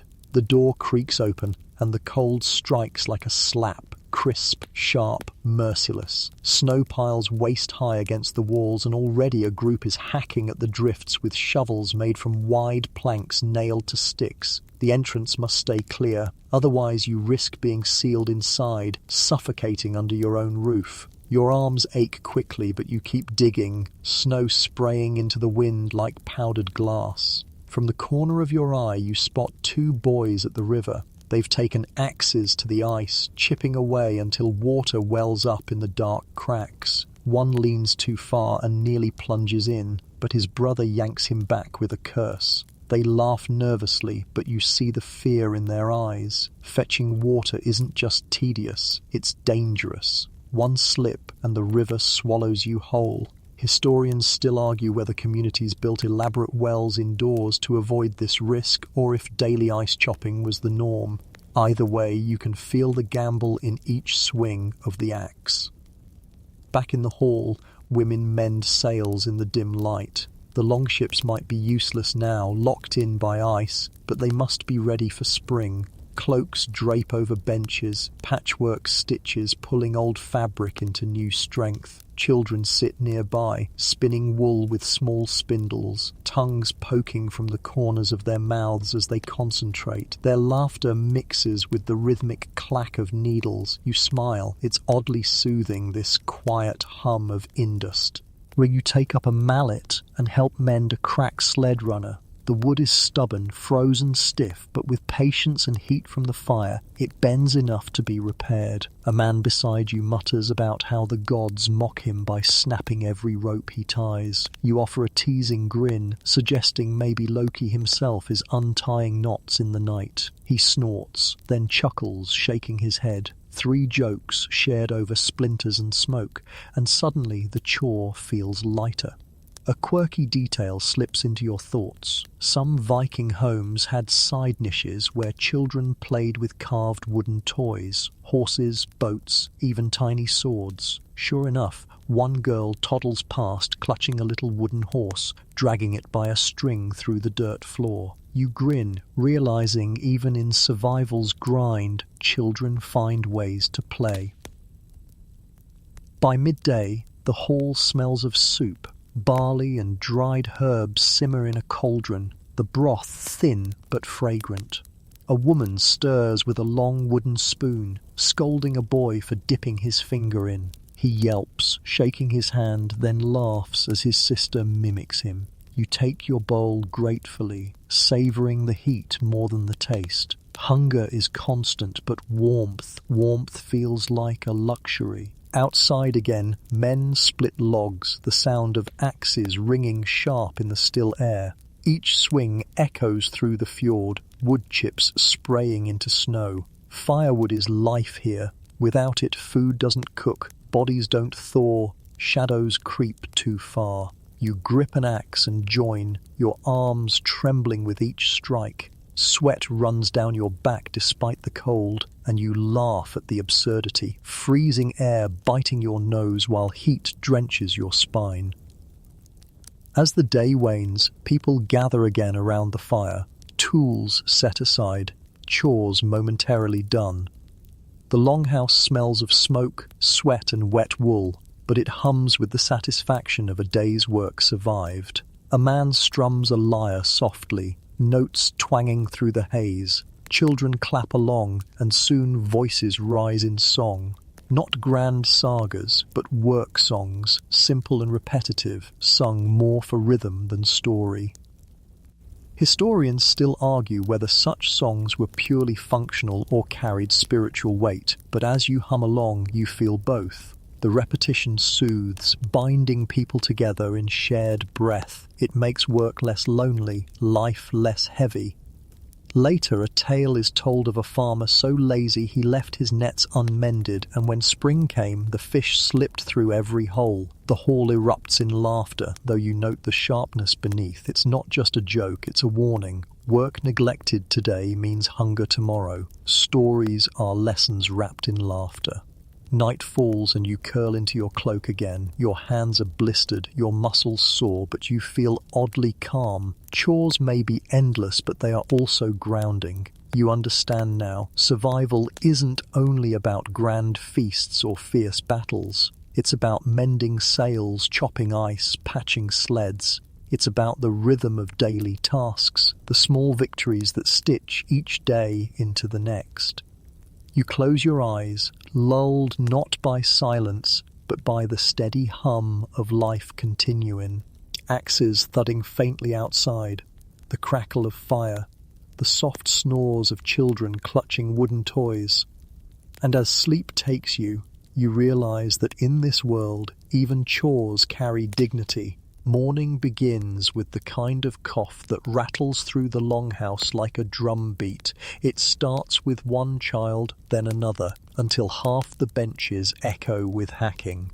You sit up, pulling your cloak tight, and realize winter isn't just about hunger or frost. Illness lurks too, ready to strike when bodies are weakest. The healer, an older woman with hair plaited into long silver ropes, is already bustling about, clutching bundles of herbs and muttering as she works. She sets pots on the fire, filling the air with steam that smells of pine needles and bitter roots. A boy whimpers as she presses a warm cloth to his chest, chanting words you don't quite catch. Historians still argue whether Viking remedies were truly effective or mostly ritual, but in this smoky hall you see both at play, knowledge mixed with faith, practicality braided with mystery. The healer brews teas, rubs salves, whispers charms. People trust her because trust itself is medicine. You're handed a mug of herbal brew. It tastes like boiled grass and stings the back of your throat, but warmth spreads through your chest, easing the cold lodged there. You grimace, joking that it tastes like troll sweat, and the children around you giggle despite their coughs. Humour, once again, slips through like sunlight. A quirky fact drifts into your thoughts. Honey was prized not only as food, but as a wound treatment, its sticky sweetness keeping infection at bay. You watch as the healer dabs it on a small gash in a boy's hand, then wraps it with clean wool. The boy licks his fingers, grinning, and declares he hopes to be wounded again just for the taste. Laughter ripples through the hall, easing tension. The healer moves next to charms. She ties small pouches of herbs with leather cords, hanging them around children's necks. One girl fiddles with hers, whispering that it will keep trolls away. Another boy, insists his charm will make him run faster on bone skates. You can't help but smile. The line between medicine and magic blurs easily here, but maybe that's the point. Healing isn't only physical, it's hope, belief, a sense that someone is protecting you, even if only with a scrap of cloth and sage leaves. Outside, the world glitters cruelly. Snow covers everything, pristine but deadly. Hunters set off with bows slung over their shoulders, muttering prayers for strong lungs and steady feet. One man coughs harshly but insists on going, claiming fresh meat is its own cure. You watch them vanish into the trees, their teal and russet cloaks merging with shadows. You wonder silently if all will return. Inside, the healer prepares another brew, this time thicker, richer. She mixes pine resin with animal fat, smearing it onto the chest of a man groaning with fever. The smell is sharp, almost choking, but his breathing eases after a while. You ask if the resin truly works, and she shrugs. Sometimes it does, sometimes it doesn't, but it always gives comfort. You nod, realizing that's enough. Historians still argue whether Viking medicine was more superstition than science, but in this hall superstition soothes, and that is its own kind of cure. As afternoon wanes, the coughing lessens, replaced by murmurs of relief. Children play quietly, holding their charms, while adults sip brew from shared bowls. The healer finally sits, wiping her brow, and accepts a horn of ale with a weary smile. She jokes that even Odin would envy her knowledge, though Loki, she adds with a wink, would probably steal her herbs and set them on fire. The hall bursts into laughter, easing tension further. 3 jokes in under a minute, and suddenly the darkness doesn't feel quite so heavy. Later, sagas are told again, this time of healers and seers. One tale describes a woman who spoke with spirits, guiding warriors through visions. Another insists that runes carved on bone could ward off plague. Children listen wide-eyed, clutching their charms tighter, while adults nod, half believing, half amused. You can't help but wonder, were these stories exaggerations or memories of real women who blended knowledge with myth? Historians still argue, but you realize the truth may not matter. Belief, once again, is the true healer. Before sleep, you sip another mug of bitter tea. It scratches down your throat, but warmth fills you anyway. Around you, people cough less, breathe easier. drift toward dreams with fewer groans. You settle into your furs, eyelids heavy, and realize something vital. The Vikings didn't endure winter by ignoring illness. They endured by tending each other, with herbs, with honey, with charms, and with laughter.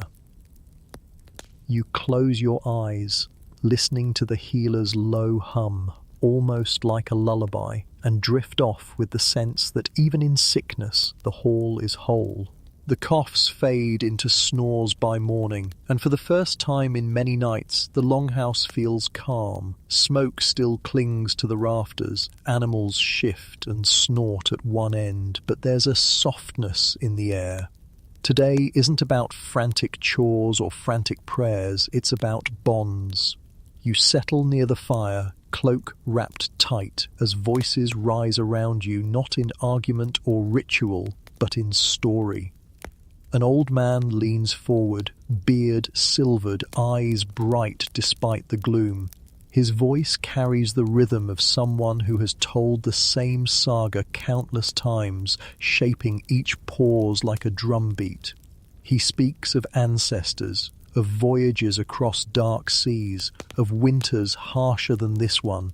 He describes a forefather who braved a blizzard so fierce it buried houses to the rooftops. The man dug tunnels between homes so neighbors could share food and fire without stepping into the storm. Historians still argue whether these sagas were history or metaphor, but listening here, you feel their truth.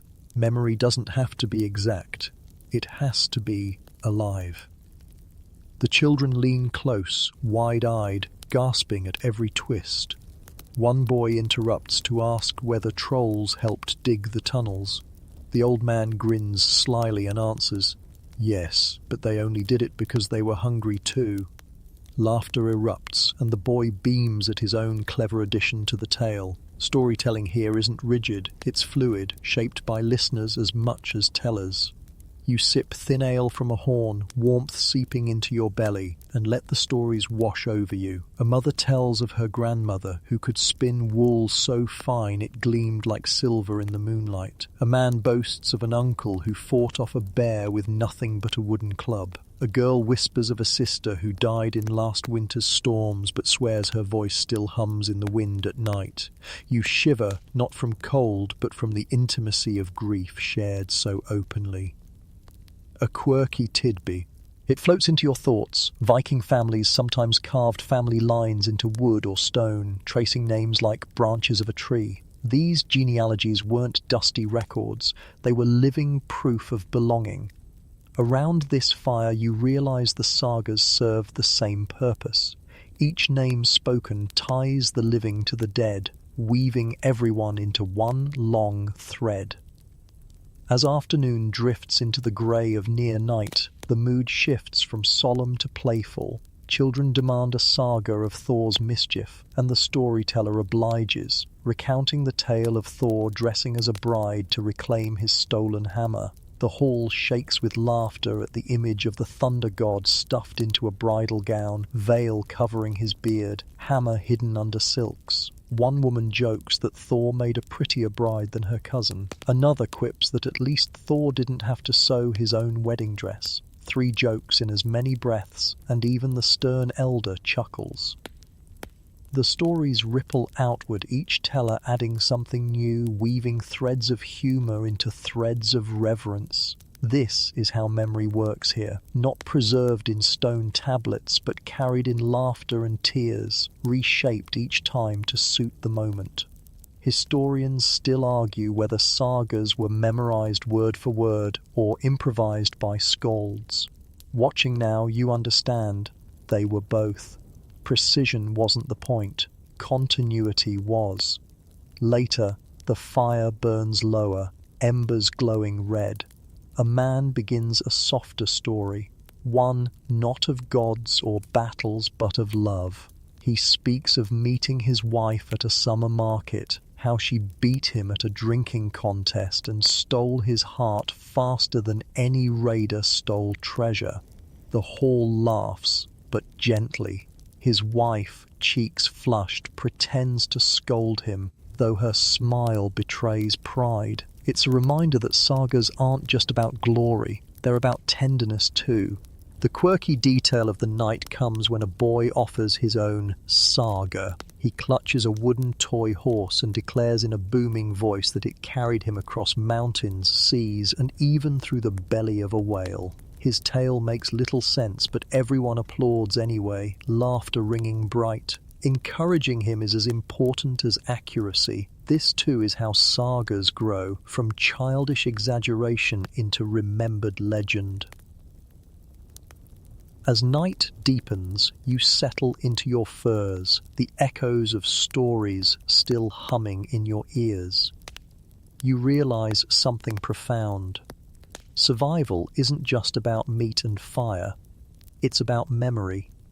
These sagas remind people that they are not alone, that others endured before them, that ancestors still stand beside them in spirit. Family bonds are not just blood, they are words retold and reshaped, binding past, present, and future together. You close your eyes, imagining those ancestors seated in the shadows of the hall, smiling faintly as their names are spoken once more. And with that image, you drift into dreams warmed not by fire, but by belonging. The night air presses heavy when you wake, and this time it isn't coughs or chores that rouse you. It's the sound of howling. Long, mournful cries rise from the forest, echoing across the fjord, too close for comfort. Wolves.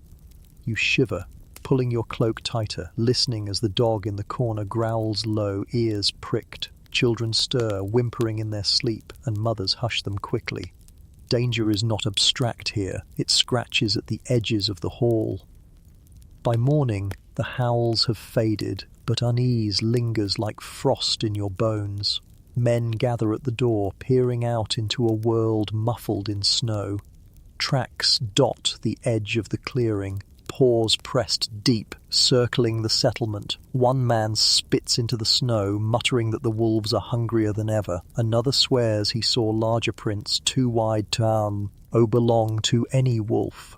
Trolls, he says, his eyes darting toward the forest. The group laughs nervously, but you feel the tension. Historians still argue whether tales of trolls were metaphors for natural dangers like avalanches or real belief in creatures lurking in the dark. Standing here, watching the shadows stretch between trees, you suspect no one wants to find out. You spend the morning reinforcing the roof, which has begun to sag under snow. Ladders creak as men climb, shoveling heavy drifts down in great white sheets. Each fall of snow thunders against the earth, shaking the hall. You strain your shoulders, pulling ropes, steadying beams, praying they don't crack. The memory of collapse hovers in everyone's mind. A roof caving in would bury families alive. One man mutters a prayer to Thor as he works. Another jokes that Loki must be piling the snow himself. The laughter cuts through the fear, if only for a moment. Children watch wide-eyed from the doorway, bundled in cloaks, while mothers scold them for standing in the cold. The little ones whisper to each other, daring each other to say troll names aloud. One girl swears she saw eyes glowing in the tree line. Her brother calls her a liar, though his voice wavers. You can't help but grin, even as your own stomach knots. Stories of monsters are half entertainment, half warning, and every creak of branches outside makes them harder to dismiss. At midday, a group of hunters decides to check the traps laid deeper in the woods. You join them, feet crunching over ice, bow slung across your back. The forest swallows sound, muffled under heavy snow, yet every now and then you catch the snap of a twig, the flutter of unseen wings. Your eyes dart constantly, searching for movement. The traps yield little. One rabbit, stiff with frost, and empty snares. But the unease grows stronger when you see paw prints, larger than your hand weaving between the trees, wolves, and too many of them. One man squats, tracing the tracks with gloved fingers. "They circle us," he mutters. Another suggests they've grown bold enough to test the walls at night. Your breath clouds as you exhale slowly, listening to the forest. For a moment you swear you hear padding feet just beyond sight. The hunters exchange uneasy glances, then quicken their pace back toward the hall. Inside, the rabbit is skinned, its meat dropped into the cauldron. The hall smells faintly richer, though the rabbit feeds more mouths in spirit than in reality. Over the meal, conversation turns back to the tracks. Some insist the wolves won't dare approach fire. Others whisper of creatures larger than wolves, spirits or trolls. A boy jokes nervously that maybe Odin himself has sent the beasts to test their courage. The hall laughs, but not too loudly. You sense the truth. Fear never leaves. It only hides behind humor. A quirky tidbit slips into your thoughts. Viking houses sometimes hung carved charms or horse skulls near their doors, meant to ward off evil. You notice one here, a wooden face, grim and wide-eyed, nailed above the entry. Its gaze feels almost alive as you pass beneath it. Superstition, perhaps, but you feel a little safer knowing it watches the darkness outside. Evening falls, shadows creep, long and sharp, while wind rattles the roof. The fire crackles, throwing sparks upward into smoke, and you huddle close to its warmth. Suddenly, a thud sounds against the wall. Everyone freezes. Another thud follows, heavier, closer. Children gasp, men grip knives, the dog bristles and barks. For a moment you imagine claws scraping wood, teeth tearing through. The elder rises slowly, listening, then shakes his head. "Snow," he says firmly. "Only snow sliding from the roof." Relief trickles through the hall, but the tension doesn't vanish. Some still glance nervously toward the door, whispering of trolls shaking the walls. Historians still argue whether Norse belief in such creatures was playful story or genuine fear. But tonight you realize it was both. Fear dressed in story is easier to bear than fear left naked. You lie awake longer than usual, ears straining. Every creak of timber, every howl of wind makes your heart lurch. But eventually, exhaustion pulls you down. Your last thought before sleep is of glowing eyes, watching from the tree line, patient, waiting. And yet, morning will come. It always does. When dawn finally creeps in, though dawn here feels more like a hesitant smudge of pale grey, you find yourself staring at the longship, half buried in snow along the shore. Its dragon-headed prow, once fierce, now looks almost comical under a thick white cap. The sail is furled, stiff with frost, and the deck is blanketed in ice. It rests like a hibernating beast, waiting for spring to thaw its bones. You stand there, snow crunching under your boots, and feel your mind wander away from the frozen fjord. You imagine yourself on that ship, not stuck in the endless winter, but gliding southward, sails taut with warm wind.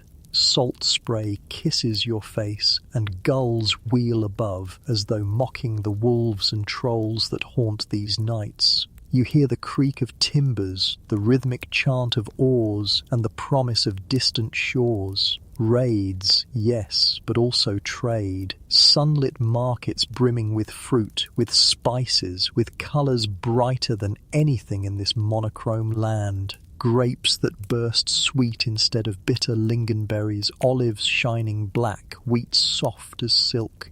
You smile at the thought, stomach growling. Historians still argue whether Viking raids were born of desperation or ambition, whether harsh winters forced them outward or restless spirits simply drove them. Standing here with frost biting your cheeks, you understand how both could be true. The cold makes you dream of warmer seas, hunger makes you imagine full tables in foreign lands, and perhaps longing itself was a kind of wind in their sails. A boy joins you, pointing at the ship. He declares proudly that when spring comes, he'll sail to lands where the sun never hides. You laugh and ask what he'll bring back. He grins, saying, "Gold for my father, wine for my mother, and a horse the size of a house for myself." You tousle his hair, amused at the impossible wish, but secretly you admire it. Dreams here are not luxuries. They're fuel. Inside the hall later, the talk shifts to the sea. Men sit close to the fire, carving small boats from scraps of wood, their knives glinting in the glow. Children crowd around, pushing the little ships through straw as though it were water. One girl insists her toy vessel has already sailed to England and back, carrying sacks of silver. Her brother argues that his boat will raid Paris. The argument ends, predictably, in laughter and a playful shove. You chuckle, realizing that imagination is practice, playful rehearsal for the journeys they believe await them. A quirky tidbit crosses your mind. Viking sailors sometimes brought ravens aboard, releasing them to find land when the sea stretched too far. You share this fact aloud, and instantly children demand toy ravens to accompany their wooden ships. One boy grabs a piece of coal, carves wings into it, and declares it his bird. He tosses it across the floor, cawing loudly. The hall erupts with laughter, even from the sternest elders. As evening deepens, stories turn more serious. A skald recites a saga of a voyage southward while ere warriors faced storms so fierce that waves swallowed half the crew. Those who survived returned not only with treasure but with scars, proof of endurance. The hall grows quiet at the tale, every listener caught between fear and fascination. Historians still argue whether sagas of such voyages were exaggerated, but you can see their power. They make the impossible feel survivable, the dangerous feel heroic. Later, a man lifts his horn and vows aloud, "When the fjord melts, I will sail again. I will not rot in smoke and snow." His voice trembles, half from drink, half from longing. The others nod, some murmuring agreement, others staying silent. You realize the silence is just as telling. Some fear the sea as much as they fear the wolves. Survival demands courage in every direction. As night falls, you step outside once more. The longship looms in the snow, its dragon head glowing faintly under the aurora. You place your hand on its frozen side, the wood hard and unyielding. In your mind it thrums like a heartbeat, whispering of distant raids and sunlit harbours. The ship is not dead, it is dreaming, same as you. Back inside, you curl into your furs, mind still sailing southward. You drift into sleep with visions of warm markets, clinking coins, and the rocking rhythm of waves. Even as wolves howl in the distance, you smile faintly, comforted by the thought that someday, somehow, the sea will call again. The storm outside rattles the walls like a giant shaking dice in his hand, but inside the longhouse, the mood is oddly industrious. Everyone is busy with their hands. Winter has a way of turning boredom into creativity. And when you cannot sail, cannot sew, cannot hunt beyond the traps, you make. You sit cross-legged on the packed earth floor, a piece of driftwood balanced across your knees. A knife, honed sharp against a whetstone, slides through the grain as you carve. Slowly, a figure emerges, not grand or polished, but the rough outline of a horse. Children lean over your shoulder, eyes wide, whispering suggestions. "Give it wings," one says. "No, give it a horn," argues another. You grin and add neither, leaving it plain, a humble horse, though in their eyes it gallops already. Across the hall, men twist rope from animal sinew, pulling and braiding with practiced rhythm. Each strand creaks under tension, then settles firm. Rope is lifeblood here, holding ships together, binding sleds, even tying cloaks when brooches break. You marvel at how even in the dead of winter, tools for summer raiding and farming are born in smoky rooms like this. Nearby, women weave cloth on upright looms, threads of indigo, russet and saffron catching the firelight. Their hands move swiftly, the shuttle darting back and forth like a bird. Children help by winding balls of yarn, tangling themselves in the process until mothers swat them playfully. You chuckle, realizing that even chores carry moments of joy. Historians still argue whether Viking longhouses served more as communal workshops or private homes. Sitting here, you see both. The air hums with activity, each corner devoted to some craft. It feels less like a house and more like a hive, buzzing with purpose. A quirky detail slips into your mind. Some excavations have found tiny wooden idols carved during winters, perhaps toys, perhaps talismans. You imagine someone in this very hall shaping a little god from bone, pocket-sized protection against frost and famine. Looking around, you see something similar. An old man whittling a small Thor's hammer, muttering that the gods must be reminded of their duties. By midday, the hall is cluttered with half-finished projects. Wooden bowls, rope coils, carved spoons, scraps of wool. A boy proudly holds up a flute he carved from bone, puffing into it until a squeaky note fills the air. Everyone groans, but then laughter follows. He beams, bowing dramatically as if he just played for kings. Later, Chen turns to repair. Shields lean against the wall, their paint flaking. Men scrape them clean, reapplying layers of pitch and leather. One tests the grip of his sword, frowning at a loose hilt, and begins wrapping it tighter with strips of sinew. Even in peace, war lives here, quietly prepared in the corner of a smoky hall. As the light outside fades into the endless grey of near night, someone begins carving runes into a plank. The sound of knife on wood echoes softly, rhythmic and calm. Children gather to watch, whispering guesses at which symbols mean what. "This one," says the carver, "means strength." He taps the rune with pride. A boy asks for one carved into his toy horse, and soon the hall echoes with demands. Runes for courage, for warmth, for protection against trolls. You laugh, watching the carver give in, etching small marks onto toys, bowls, even cloak pins. The hall becomes a forest of talismans. Historians still argue whether runes carved in daily life were meant for magic or simply labels. Here, you see both. Each mark carries weight, part prayer, part practicality. A shield with runes isn't just stronger in wood, it's stronger in spirit. By evening, the hall feels transformed. Objects crowd every surface: spoons, ropes, carved figures, charms. The firelight flickers across them, making them seem alive. You sit back, sore from carving but strangely satisfied. Creativity, you realize, is another form of endurance. It keeps hands busy, minds sharp, and spirits from sinking into despair. A quirky moment seals the night. The boy with the bone flute tries again, this time producing a surprisingly sweet note. The hall hushes, then bursts into applause. He bows again, triumphant, cheeks glowing with pride. You grin, knowing this story will be retold tomorrow, how the boy tamed winter with a flute. As people settle into their furs, the hall grows quiet.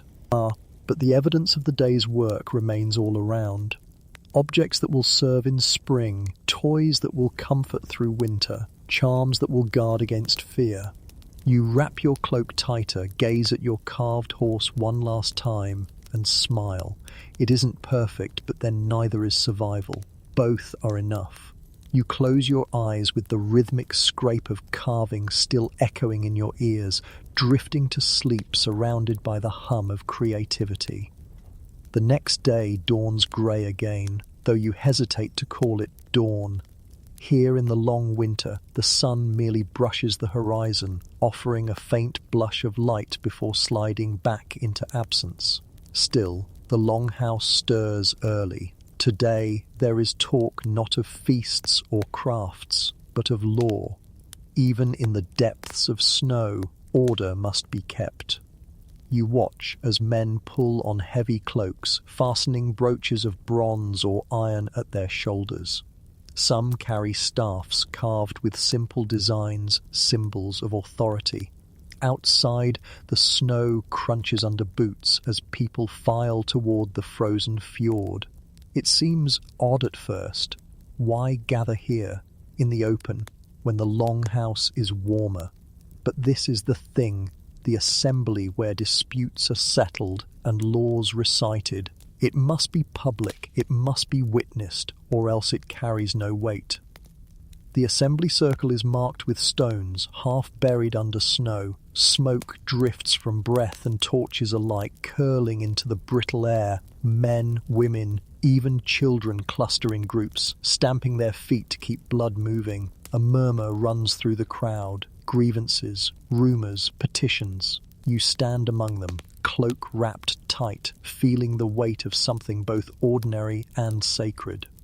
The law speaker steps forward, a tall man with a booming voice that cuts through the wind. He recites laws from memory, his words steady, almost musical. Theft, feuds, inheritance, oaths. The cadence is hypnotic, each phrase carried like a drumbeat. Historians still argue whether these laws were fixed or shaped each time they were spoken, but here you see how oral tradition itself is law. Memory, not parchment, binds the people. A case is brought forward. Two brothers argue over land, claiming each was promised the same patch before their father died. Voices rise, hands clench. For a moment you think fists will fly, but the assembly listens patiently, murmuring among themselves. The law speaker consults with elders, then delivers judgment. The land will be shared until spring, when the fjord thaws and proper markers can be set. Neither brother looks happy, but both nod. Compromise, not victory, keeps the peace. You feel a kind of awe in a world so harsh, where wolves stalk the night and hunger gnaws daily. The people still carve out time for justice. They could simply fight, settle with fists or blades, but they choose words instead. Perhaps that too is survival. A quirky tidbit tickles your memory. Some sources suggest that Vikings swore oaths by touching sacred objects, rings kept at the thing site. Sure enough, you see one here. A bronze ring set on a wooden stand, polished from countless hands. When a man steps forward to swear honesty, he places his palm on it, eyes solemn. Children gape, whispering that the ring burns liars. You grin at their seriousness, though part of you wonders if belief alone makes it true. As the assembly continues, disputes shift to lighter matters. One man complains that his neighbour's goats keep breaking into his hay store. The crowd chuckles, though the law speaker treats it seriously, assigning compensation in grain. Another man claims his cousin insulted him at the Yule feast. This earns outright laughter, and the law speaker waves it off with a smile. Even justice, it seems, knows when to laugh. Still, not all cases end with humour. A woman steps forward, her face hard. She accuses a man of striking her son during a quarrel. The hall falls quiet. The accused denies it fiercely, but others murmur agreement with her. The law speaker listens, consults, and finally orders the man to give compensation. 2 sheep when spring comes. The man scowls but agrees. Order is restored. You sense how fragile it is, how easily chaos could creep in if law failed. Historians still argue whether Viking law truly protected the vulnerable, but today you see that at least the attempt is made. As the meeting winds down, oaths are renewed. Men raise their hands, swearing loyalty to their families, their community, their gods. One swears to avenge his brother if raiders ever strike. Another promises to build new fences come spring. These vows are not written down, but the witnesses remember. Memory is the ledger. Forgetting is dishonor. Before dispersing, the law speaker lifts his voice once more, declaring that the assembly itself is sacred, guarded by the gods. No blood may be shed here, no weapon drawn. Children look around nervously, half expecting Thor's hammer to strike anyone who disobeys. You smile at the superstition, but the seriousness in the adult's eyes tells you it isn't just for show. The sanctity of the thing is what holds chaos at bay. By afternoon, the crowd scatters back to homes, footsteps marking new trails across the snow. You return to the long hoe. Use, body chilled, but spirit oddly warmed. The hall fills again with smoke and chatter, but now the conversations feel steadier. Disputes have been aired, justice spoken, order renewed. Over the evening meal, thin stew again, talk turns to the cases. Some grumble that the brothers will only fight harder come spring. Others laugh about the goat dispute, joking that the goats should attend the thing next time. 3 jokes fly in as many breaths, and the mood softens. Historians still argue whether Viking lore was more about fairness or maintaining power, but from where you sit, you see the deeper truth. The thing is survival as much as rope-making or firewood. Without it, grudges would fester, violence would spread, and winter would swallow the community faster than wolves ever could. As night settles, you curl into your furs once more. Your mind drifts not to sagas of gods or raids, but to the sight of 2 brothers standing in the snow, forced to share land rather than spill blood. Justice, you realize, is as much a weapon against the cold as any sword. You close your eyes, soothed by the murmur of voices, and sleep knowing that even here in the bleakest winter, order has a place by the fire. The longhouse is quieter tonight, though not silent. Flames dance low in the hearth, casting golden light on faces huddled close. Bellies are half filled with barley broth, minds softened by thin ale, and now the people reach for another kind of nourishment. Stories. Not just sagas of ancestors, not legal disputes or family lore, but myths. Those strange, shimmering tales that blur the line between truth and dream. You settle in, cloak wrapped tight, as the skald clears his throat. He begins with frost giants, the Jotnar, beings born from the ice before the world itself took shape. His voice rumbles deep, describing how they lurked in caverns of frozen stone, their breath chilling rivers, their footsteps cracking mountains.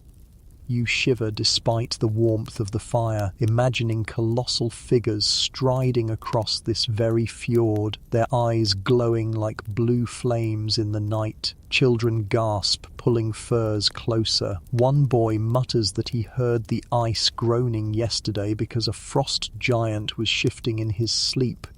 You grin nervously, half a joke, half a fear, too easy to believe in this endless winter. Historians still argue whether such myths were told mainly as entertainment or as warnings, but sitting here you realize they serve both. Frost giants aren't just monsters, they're metaphors for hunger, storms, despair. They give shape to the invisible enemies that gnaw at human spirit when the nights stretch too long. The skald leans forward, eyes gleaming in the firelight. He speaks now of Loki, the trickster who once lured a frost giant with promises of food and drink only to trick him into drinking the sea itself.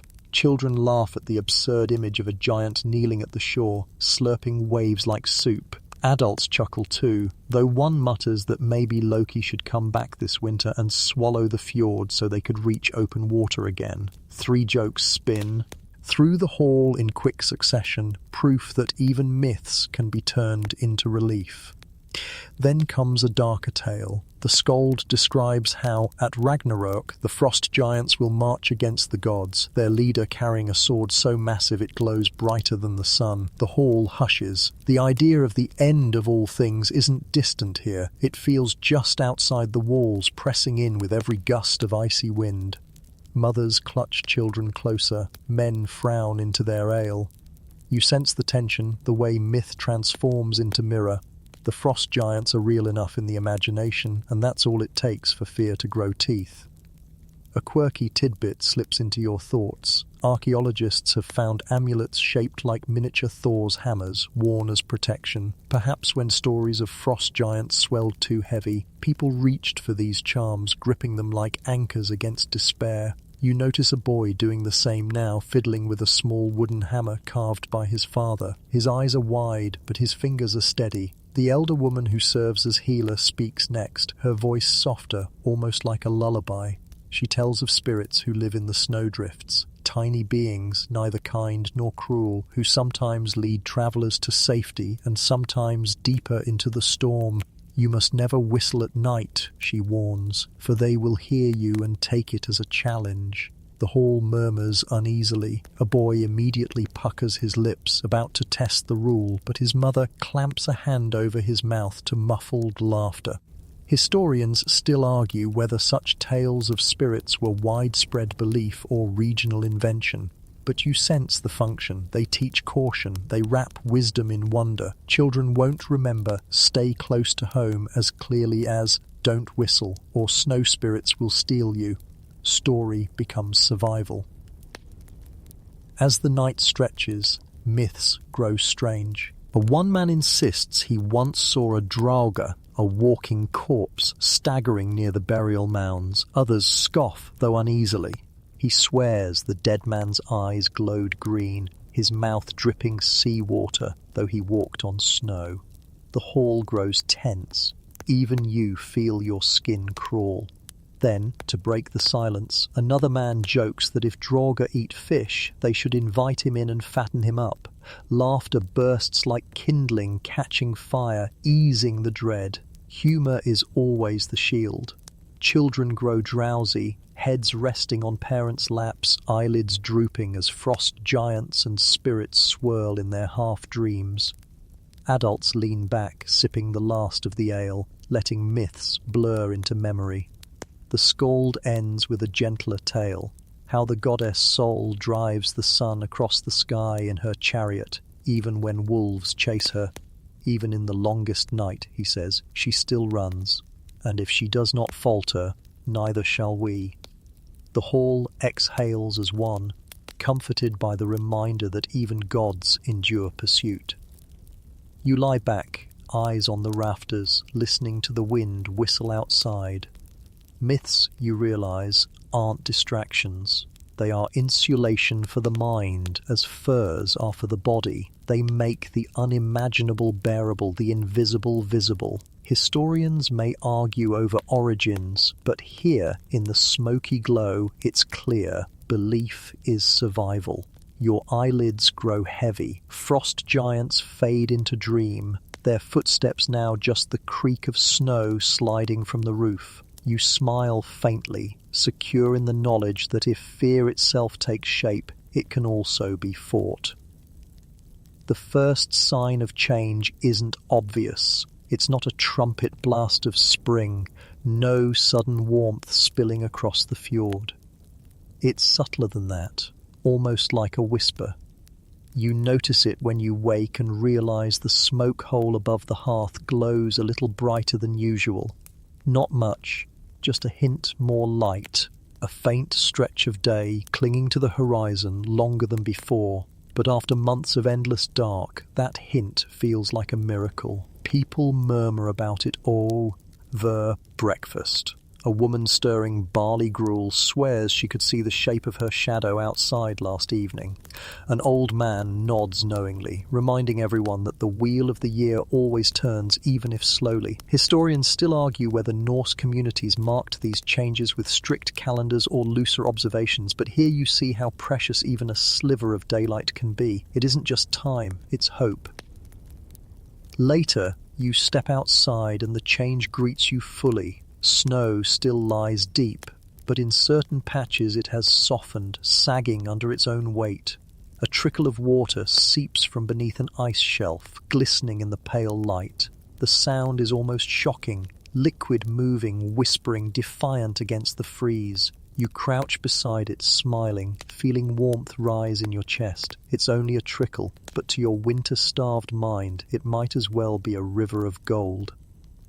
A boy runs past, holding a wicker basket. He digs eagerly at the edge of a snowdrift, searching for buried herbs or roots. Soon he shouts triumphantly, pulling up a handful of shriveled greens. His mother laughs, calling him a raider of cabbages, and the hall erupts in chuckles when he struts back proudly with his spoils. The small victories taste sweeter than any feast. Inside the hall, people speak of fishing again. Nets are patched with renewed energy, holes mended with bone needles and sinew thread. A man grins as he works, joking that the fish must be so lonely under the ice they'll leap into his net at the first chance. Children giggle, asking if the fish will sing songs to welcome them. Humour is sharp today, cutting through the gloom. 3 jokes land in less than a breath, laughter bouncing across the rafters. The healer, who has spent weeks tending coughs and fevers, steps outside and lifts her face to the faint sun. "Feel it," she says softly. You hold out your hand, and, for the first time in months, you swear you sense warmth, not much, but enough. It prickles like memory on your skin. She whispers that the gods are merciful. You don't argue. Sometimes belief is easier than explanation. A quirky tidbit stirs in your thoughts. Some sagas describe rituals of welcoming the sun's return, where people would light extra fires or carry torches through the night to guide her back. You imagine how powerful such ceremonies must have felt, the whole community declaring together that the dark would not win. Looking around now, you see the same spirit, even if unspoken. Each brighter dawn, each softened snowbank is a torch in its own right. By midday, a hunting party ventures further into the woods. The air is still sharp, but the snow crunches less harshly underfoot, softened by thaw. You join them, boots sinking with each step. Birds stir faintly in the branches above, their calls thin but real. The forest doesn't feel dead anymore. It feels like it's holding its breath, waiting. You close your eyes and listen. Somewhere, far off, water drips steadily. It sounds like promise. The hunters return with little. A skinny deer, ribs jutting, fur mangy from the hard season. But its presence is proof. Life endures. Children run to see, touching the antlers with awe. The meat will be lean, but the bones will boil into broth, and spirits rise at the thought. Around the fire that night, the hunters embellish their tale, claiming the deer bowed to them in surrender, or that Thor himself guided the arrow. Laughter flows like ale, exaggerated stories turning scarcity into abundance. Historians still argue whether such stories were meant as literal truth or symbolic encouragement, you understand. And now that they're both, the deer isn't just meat, it's meaning, a sign that hunger doesn't have the last word. As evening deepens, the aurora shimmers again, brighter now, as if the sky itself celebrates. Green ribbons twist across the black dome, spilling light like silk. Children squeal, running outside to chase the colours. Adults smile, weary but softer than before. One man raises his horn toward the heavens, toasting the return of spring. Skal to Sol, he shouts, to the sun herself. Others echo, voices booming, firelight spilling into the snow. You join them, your own voice, rough but strong. Back inside, the stories tonight are gentler. They speak less of frost giants and Draugr, more of planting and sailing, of plans for warmer months. One woman declares she'll weave new sails for the ship, bright enough to catch the sun. Another vows to plant twice as much barley, confident the gods will bless it. Children brag about who will catch the first fish when the ice breaks. Dreams multiply like seeds in thawing soil. Lying down later, wrapped in your furs, you listen to the drip of melting snow outside. It's not silence anymore, it's music. You smile faintly, realizing the shift inside yourself. Fear no longer dominates. Hope does. The nights are still long, the cold still brutal, but the balance is tipping. You drift into sleep with a simple truth warming you. Even the longest winter cannot silence the promise of spring. The snow still lies heavy on the roofs when you wake, but something in the air has shifted. It is lighter, fresher, almost playful, as though winter itself is loosening its grip. When you step outside, your boots sink into slush instead of brittle ice. The fjord still holds its frozen mirror, but cracks stretch wider across its surface and water gleams darkly beneath. You inhale deeply, and for the first time in months the air carries not just frost, Ost, but the faint scent of earth. Around you, people emerge from the longhouse, blinking at the brightness. Children shriek with delight at puddles, splashing their boots until mothers scold. Men lift their faces to the sun, still weak, still shy, but undeniably stronger than before. Women shake out woolen cloaks, hanging them on poles to air, watching steam rise as moisture evaporates. The settlement hums with a cautious joy, a sense that the world is finally stirring awake. The first true sign comes when a flock of birds wheels overhead, their calls sharp and sweet. Everyone pauses, listening as though to music. One boy claps his hands, shouting, "They've brought spring with them." An old man smiles, nodding. Historians still argue whether birds' migration cycles were carefully tracked by Norse farmers or simply welcomed when they appeared. But here you feel the certainty. These calls are announcements, proof that life returns. At midday, the ice near the river gives way entirely, cracking with a sound like thunder. Water gushes free, rushing fast and loud. People cheer, running to watch as the current churns, carrying fragments of ice downstream. A man plunges his hands into the flow, wincing at the cold, then grins. "Sweet as mead," he declares, licking his wet fingers. Children follow, dipping cups and bowls to taste. You crouch too, sipping the icy water. It shocks your teeth but tastes alive, fresher than any brew or snowmelt. The hunters are first to act, stringing bows and preparing nets. "The fish will return soon," one says, eyes alight. Another mutters that the deer will fatten on new shoots. The talk is different now, not desperate but eager. Plans are made aloud, laughter punctuating each boast. A quirky detail strikes you. Some sagas describe springtime hunts as almost ceremonial, with offerings to Freya, god of fertility and harvest. You imagine those prayers whispered here too, each arrow a promise to both gods and bellies. By afternoon, the longship itself stirs. Snow is cleared from its deck, sails checked, ropes inspected. The dragon, headed prow gleams as frost melts away, looking fierce once more.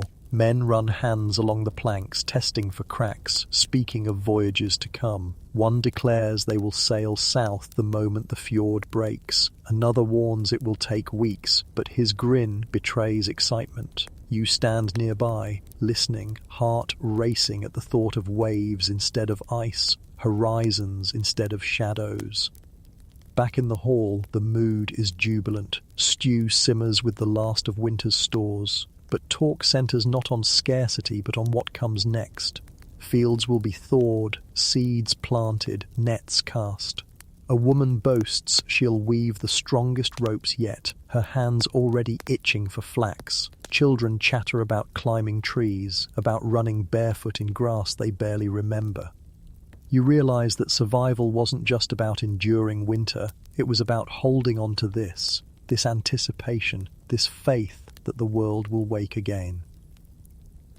As evening falls, the sky paints itself in colours unseen for months. Pinks, oranges, even a deep violet streak across the horizon. People gather outside to watch, silent for once, each face bathed in glow. The aurora shimmers faintly above, blending with the sunset in a dance of fire and frost. It feels like the heavens themselves are celebrating. A man lifts his horn high and shouts, "To spring!" Voices echo his cry, and horns clink together, foam spilling, laughter ringing. Historians still argue whether such gatherings were formal rituals or spontaneous celebrations, but standing here, you know it hardly matters. Ritual or not, joy itself is sacred. That night the sagas told are brighter. They speak not of frost giants or Draugr, but of Balder, the shining god, beloved of all. His light, his beauty, his promise of rebirth. The children listen with wide eyes, smiles tugging at their lips. The hall hums with warmth, not from fire alone, but from hope, thick and tan. Gibel, As you lie down in your furs, you listen once more to the sounds outside, not howls of wolves, but the steady drip of water, the chorus of birds, the whisper of thaw. Your chest swells with relief. The longest nights are ending. The darkest fears are fading. Tomorrow will still be hard, yes, but it will also be lighter. You close your eyes, smiling faintly, and sleep knowing that winter has not won. The hall quiets. The fire has sunk to embers, glowing faintly in the dark. Outside, snow still rests in patches, but it is softer now, no longer the cruel cage it once was. You breathe slowly, deeply, letting the air fill your lungs, warmer than before. Each breath carries not the sharp sting of frost, but the gentler whisper of change. You let your thoughts drift, no longer sharp or urgent. Images blur together. The first crunch of boots on frozen fjords, the smoky press of longhouses, the laughter of children chasing each other with snowballs, the solemn toasts to gods, the eerie howls of wolves circling in the dark. Each moment folds softly into the next, like pages closing on a long, ancient book. And now, the story eases into calm. The danger isn't gone, but it feels smaller. The night no longer presses with claws. It cradles you like a heavy blanket. The sound of water dripping outside is steady, like a heartbeat. The murmur of voices fades, leaving only the hush of sleep. You picture yourself stepping onto thawing earth, the smell of damp soil rising, the promise of green beneath your feet. The sky is wide and endless, the horizon glowing faintly. You walk slowly, not rushing, not fearing. The world stretches forward, inviting, patient. Your eyelids grow heavier, the fire hums, the embers pulse like stars, and every sound softens, stretches, dissolves. You are safe now, safe in the longhouse, safe among voices and laughter, safe in the turning of the year that always, always brings spring. Let go of the weight of the cold. Let go of the sharp edges of memory. Drift into stillness. Drift into warmth. Drift into dreams.